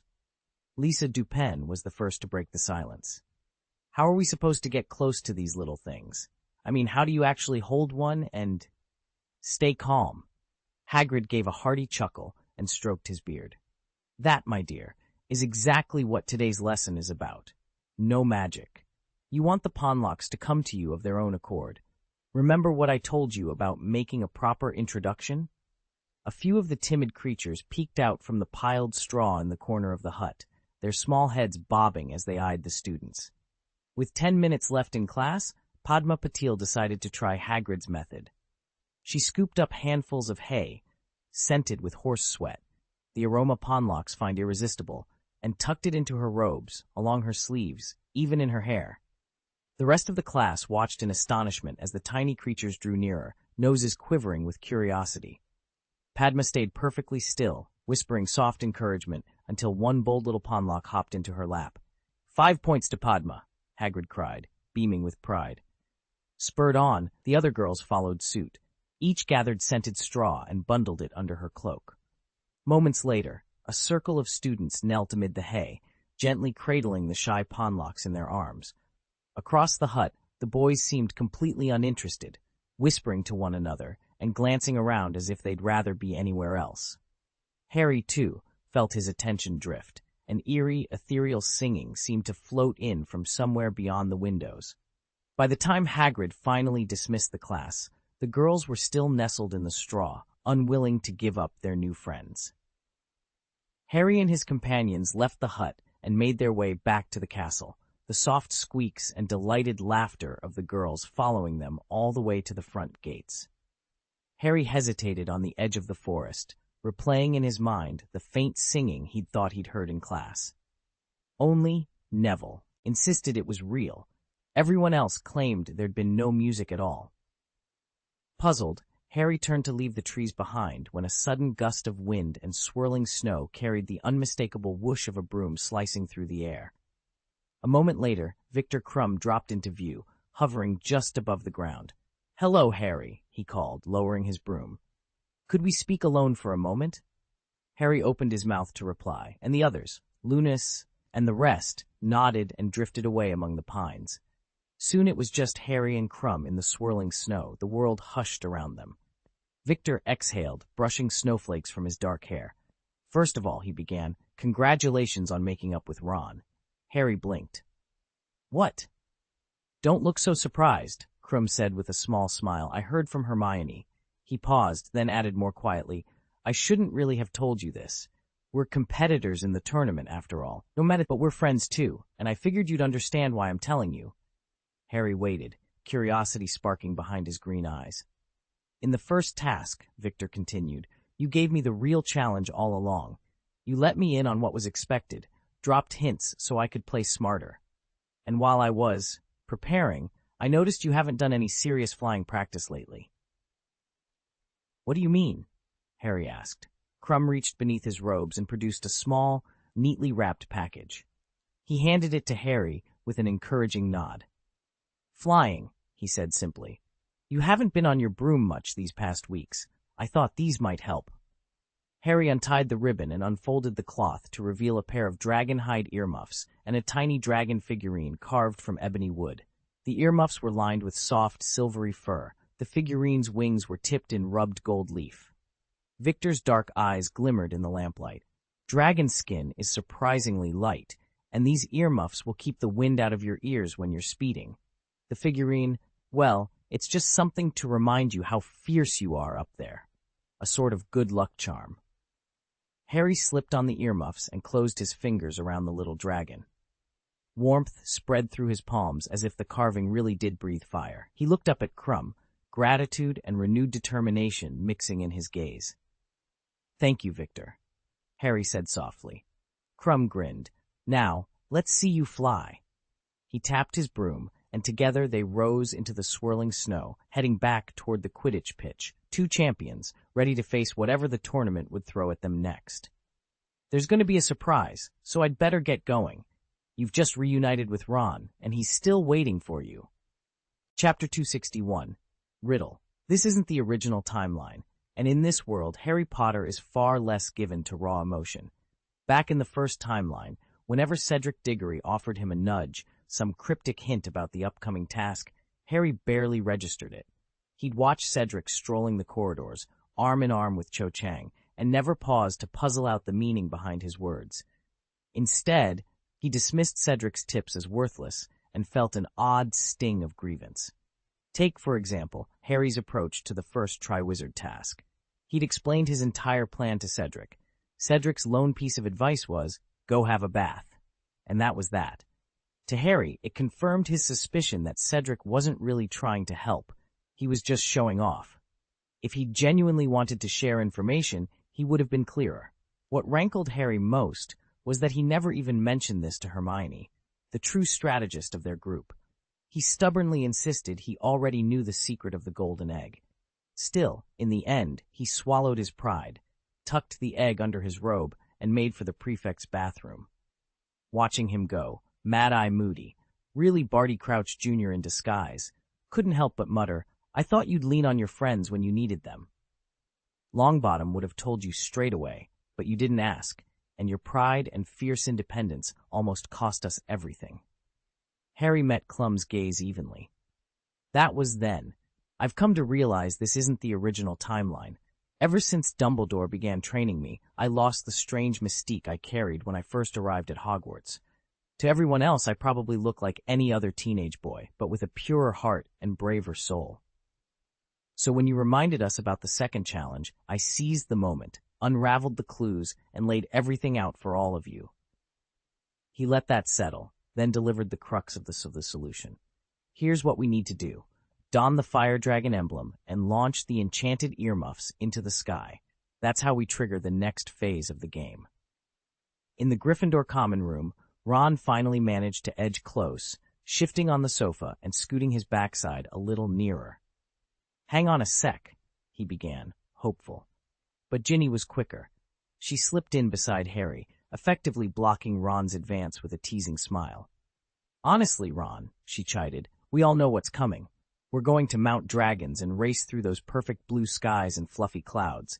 There'll be a few magical obstacles in our path, sure, but as long as we avoid drawing the fastest Peruvian viper-toothed dragon, we'll sail straight to victory." Ron cleared his throat, rose from the sofa, and stretched casually, then silently slipped around its back to Harry's right. He settled crosswise on the armrest and said, "I don't think it's that simple. I've been studying alchemy every Saturday, specifically how to enchant pieces of clothing. We're learning to weave protective charms directly into our robes. In group magic, they've only given us a rundown of the theory, just enough so that eventually we can skip wand work and let the garments do the casting for us. Most people assume this is all in preparation for the next two competitions. But you and I know it's really meant for the war against Voldemort. In those matches, mark my words, they'll issue only enchanted robes and uniform potions. I wouldn't be surprised if they have us mounted on dragons, dueling in midair. And if you get knocked off, it won't automatically count as elimination. Your armor-charmed robes could cushion your fall, letting you scramble back into the fight. The real twist," Ron added quietly, "is that the secret to victory might be hidden in the song they make us chant." By that point, Ginny had already slipped to her feet and hovered just behind Ron, listening intently. Ginny, who had been about to pull Ron away, paused and looked back at him. "Singing?" Ron echoed, tilting his head. "Yes," Ginny said, folding her arms. "Remember how Harry said he thought he heard someone singing during class? I'm willing to bet it was Victor Krum." Ron wiped cold sweat from his brow. "Exactly. He's up there solving his puzzle and singing quietly so no one on the ground can hear him. That's why he practices at such heights. Only Harry and Neville, being closest, noticed him." Ginny nodded, a smile tugging at her lips. "No wonder he still dared to train in January and always flew so high. At first, I thought he was hiding some secret Quidditch move." Dusk settled over the castle, tinting the sky a smoky lavender streaked with silver stars. Harry vaulted through the tower window, his broom rising in a straight line toward the heavens. Cradled against his chest was the Hungarian horntail doll. It yawned softly, sparks flickering from its maw now and then, sending a gentle warmth against the bite of the night air. Harry felt thrill after thrill as the ground fell away. He had never flown this fast.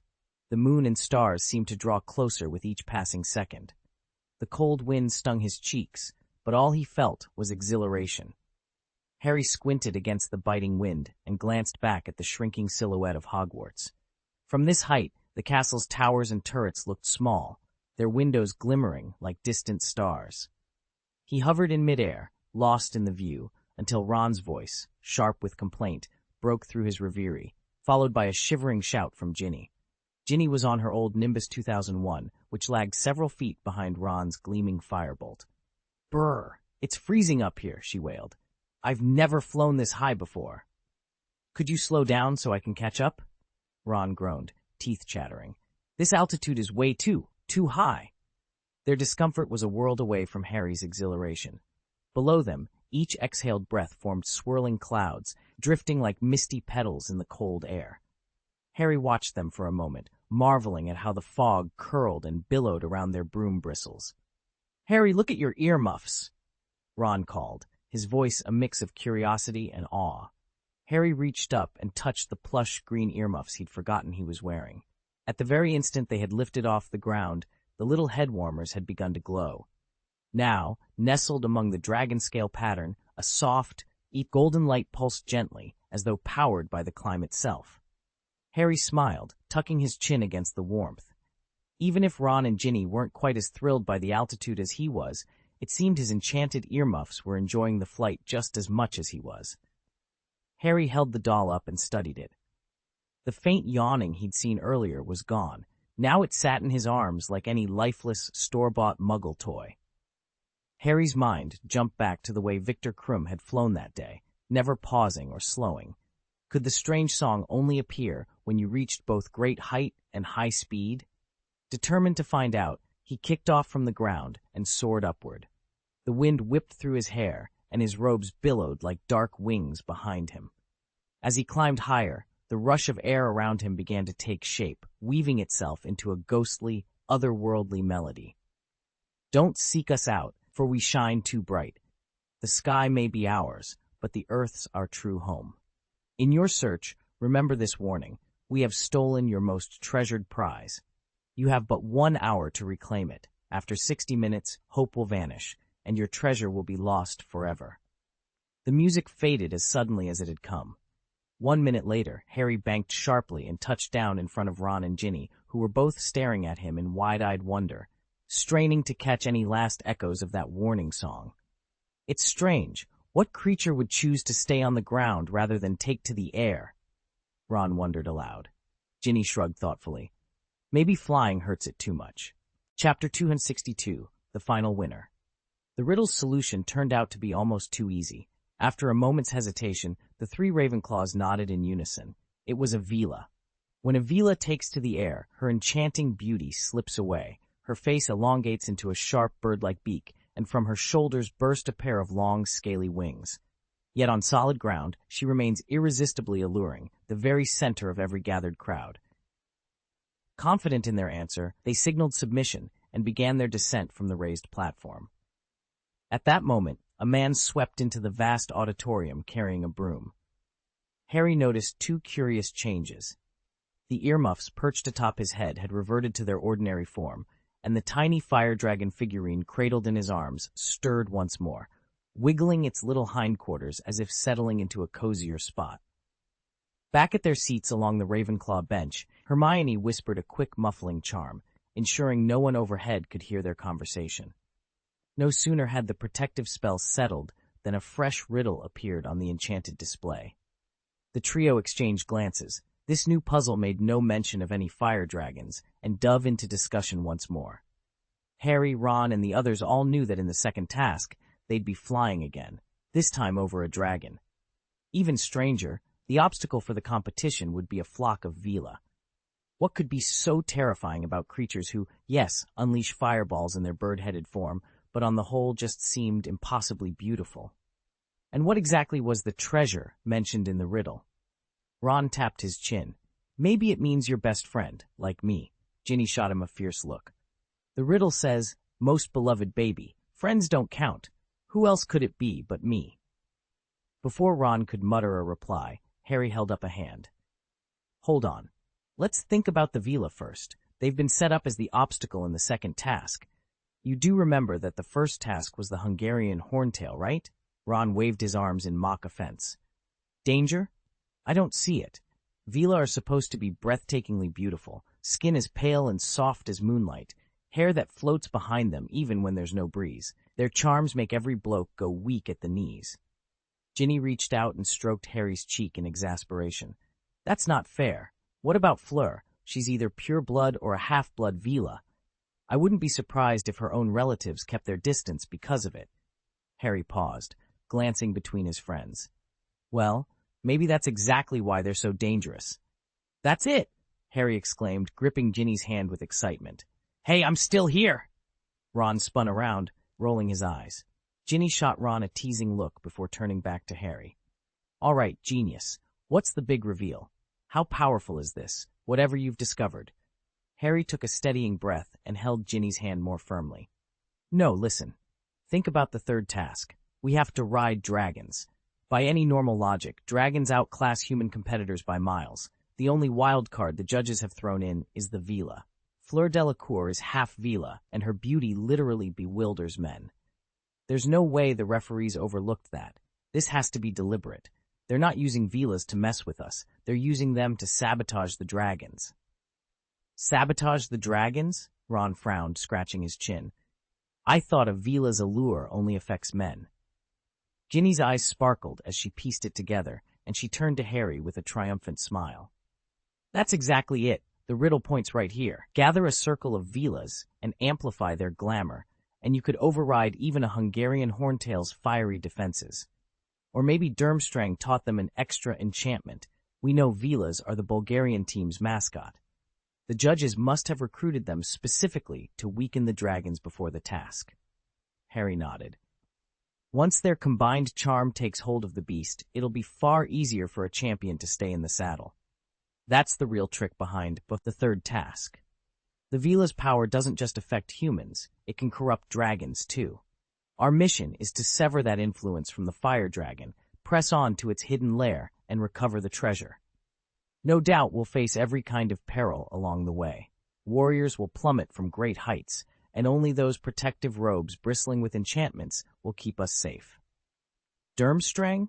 Ron repeated, frowning. What does any of this have to do with Durmstrang? They mostly recruit in Northern Europe. Harry, who'd paid attention during his Muggle geography lessons, chimed in. Northern Europe covers Denmark, Norway, Sweden, Finland, Iceland, and their territories, the Faroe Islands, Greenland, Åland, and Svalbard.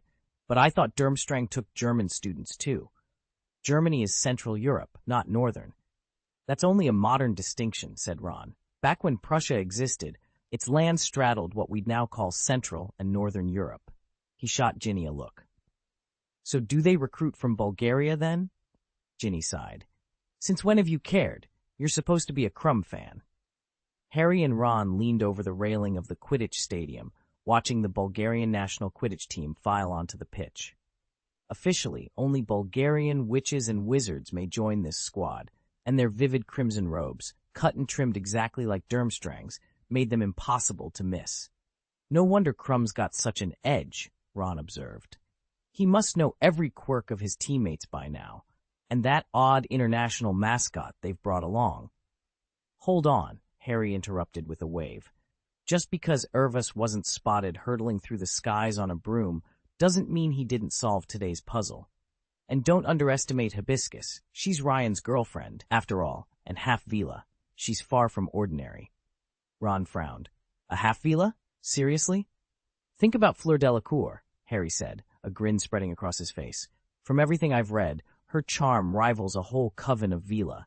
Even her half-sister Gabrielle, who shares the same bloodline, seems almost plain in comparison. My guess is Hibiscus picked up a few clever enchantments from Ryan, spells that amplify her allure and expand its reach. Remember the first match? I swear Fleur had the entire Australian White Eyes team stumbling over their own brooms.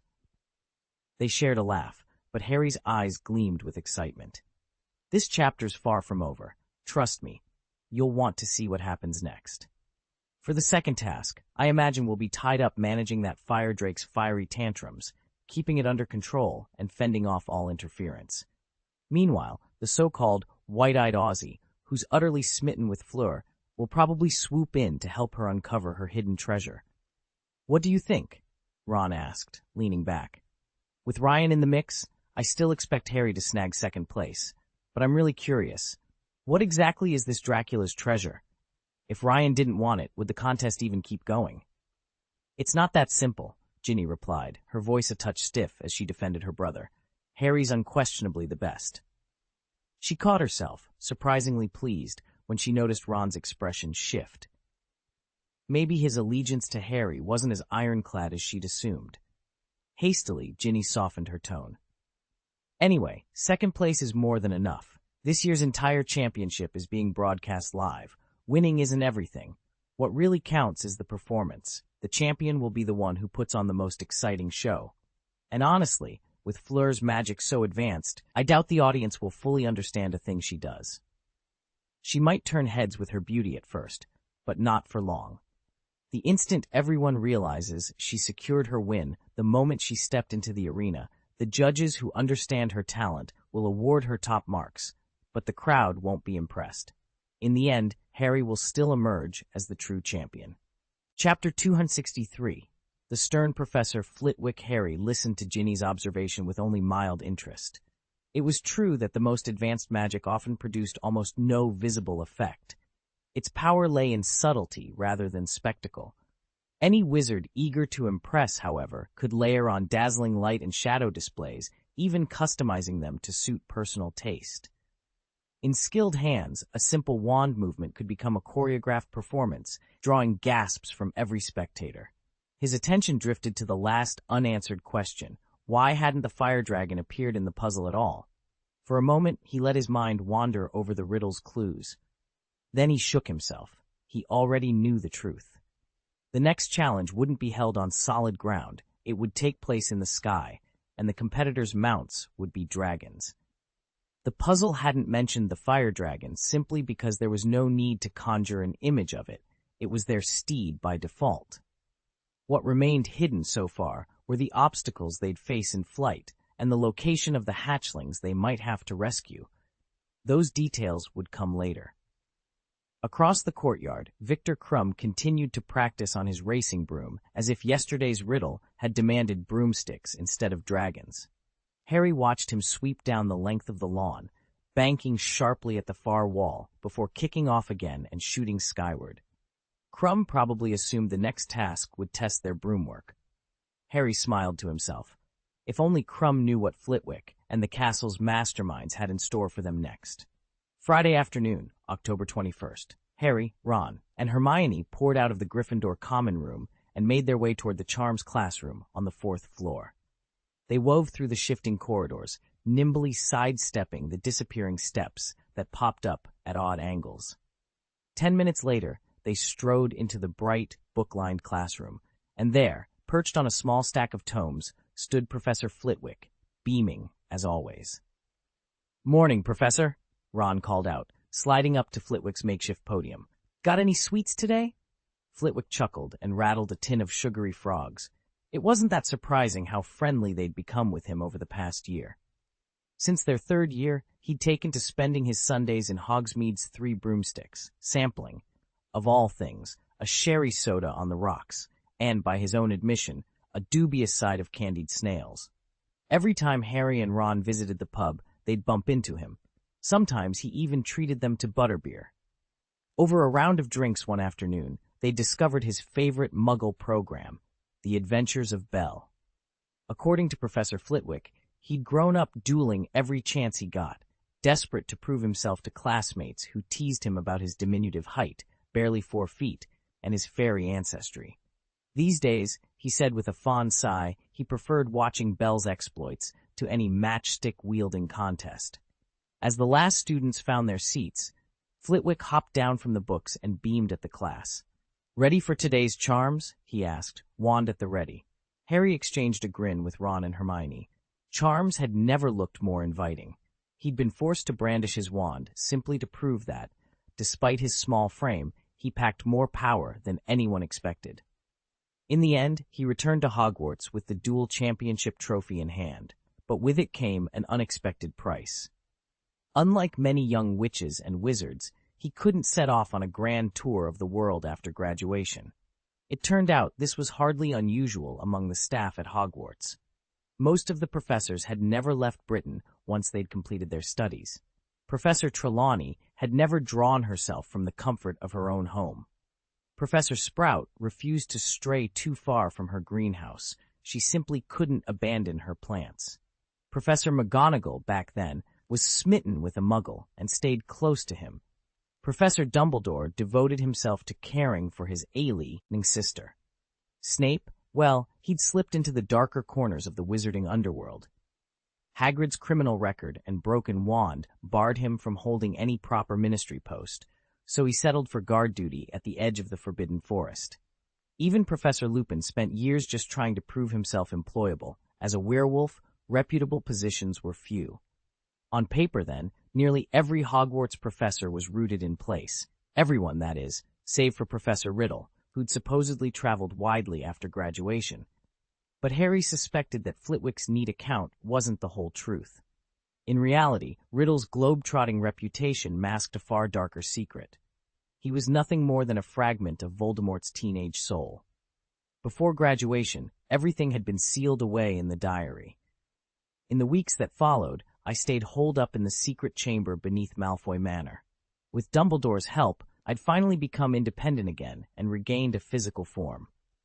I spent a brief period studying Muggle subjects, but the remainder of my lessons took place at Hogwarts. Now, as the bell rang, Harry shook himself out of his reverie. A broad shaft of sunlight, nearly a meter wide, cut through the classroom window just as Professor Flitwick stepped forward to begin charms.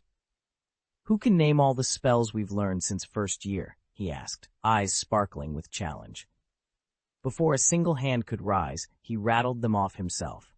Wand-lighting charm, levitation charm, fire-making spell, softening charm, cutting charm, unlocking charm, locking charm, mending charm, dancing spell, jelly legs jinx, engorgement charm, shrinking spell, freezing charm, general cracking curse, tickling charm, flying charm. He paused, counting on his fingers. It took me nearly 5 minutes just to list them.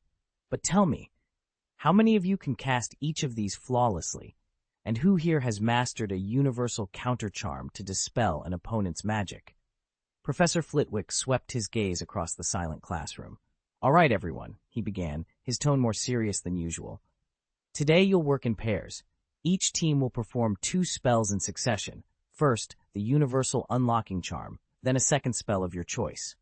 Let's get started. Harry Potter and Ronald Weasley, up you come." Harry sprang to his feet at once. Ron sat frozen in his seat for a moment, bewildered. Hadn't Flitwick told them to choose their own partners? Why had he singled Ron out? Harry gave a crisp flick of his wand and cast the unlocking charm flawlessly. "Excellent work, Harry. Very precise," said Flitwick, nodding with approval. "Now, Ronald, try a freezing charm, then follow it with Alohomora Cave Open." Ron hurried forward, voice shaking slightly, but managed both charms with shaky determination. Flitwick beamed. "Better, but keep your wand arm steadier." He turned to Neville Longbottom and his partner. "Neville, I must say, I've never seen such a powerful universal unlocking charm. Your control is exceptional." Neville blushed and exchanged a proud glance with his partner. "Next pair, Anthony Goldstein, you begin with the universal unlocking charm. Michael Corner, you'll follow up with the levitation charm." As each pair took their turn, murmurs of encouragement and the occasional cough of misfired magic echoing through the room, the atmosphere crackled with concentration. When the last duo finished, Professor Flitwick consulted his notes, then smiled broadly. "That concludes today's lesson on unlocking and supplementary charms. Well done, everyone. Remember to practice, and I look forward to even greater precision next time." With a final flourish, he dismissed the class. Relieved and eager to compare notes, the students bent their heads over parchment, hurriedly recording the day's exercises before filing out into the corridor. Harry, Neville, and the rest exchanged bewildered looks. Even Harry, who usually basked in praise, was taken aback by Professor Flitwick's sudden transformation into a stern taskmaster. No one could remember the last time he'd been so strict. Hermione, uneasy, slipped over to Ryan in the far corner of the classroom, an area they usually ignored. Her voice trembled as she leaned close. "He's speeding things up? You mean Voldemort's resurrection? But didn't you say it wouldn't happen until the end of the semester?" Ryan pinched the bridge of his nose. "Think of it like this. There are still almost 10 weeks until finals, yet during Easter break we got a mountain of homework." Hermione raised an eyebrow. "But isn't that exactly 10 weeks? Ryan sighed. "I nearly forgot. You're our resident paper queen." Hermione scowled. Paper Queen? It's like when you're clearly sweating in the summer, and your mother insists you're cold and piles on more sweaters. Or when your teeth are perfectly fine, and your father forbids sugary treats, convinced something's wrong. That's Flitwick right now, overdoing it, even though there's no real need. Ryan leaned back, exasperated. Hermione slumped in her seat and ran a hand through her hair. I get it, she muttered. But this is ridiculous. It's still 6 or 7 months until Voldemort's supposed to return. Call it a year at most. Why the rush? It's just Cricket Voldemort, Hermione snapped, her voice tight with frustration. She'd clearly caught on to Ryan's refusal to back down, and every fiber of her being bristled with irritation. Her cheeks puffed out, her little rabbit teeth showing as she sputtered. So, if Cricket Voldemort comes back, I don't have to lift a finger. Ryan's lips curved into a mischievous grin. He reached out and gave her swollen cheeks a playful poke. Ouch! Hermione reflexively opened her mouth to bite, but Ryan yanked his hand away at the last second. She bit her tongue instead, a stifled, escaping her as the sharp pain brought her back to her senses. Flushed and on the verge of tears, she glared at him, her round eyes shimmering. Ryan leaned in, eyes dancing with amusement. Careful, he teased softly. You might regret that. Before she could answer, a silvery gray mist drifted around them, weaving through their bodies like liquid smoke. In the blink of an eye, both of them vanished.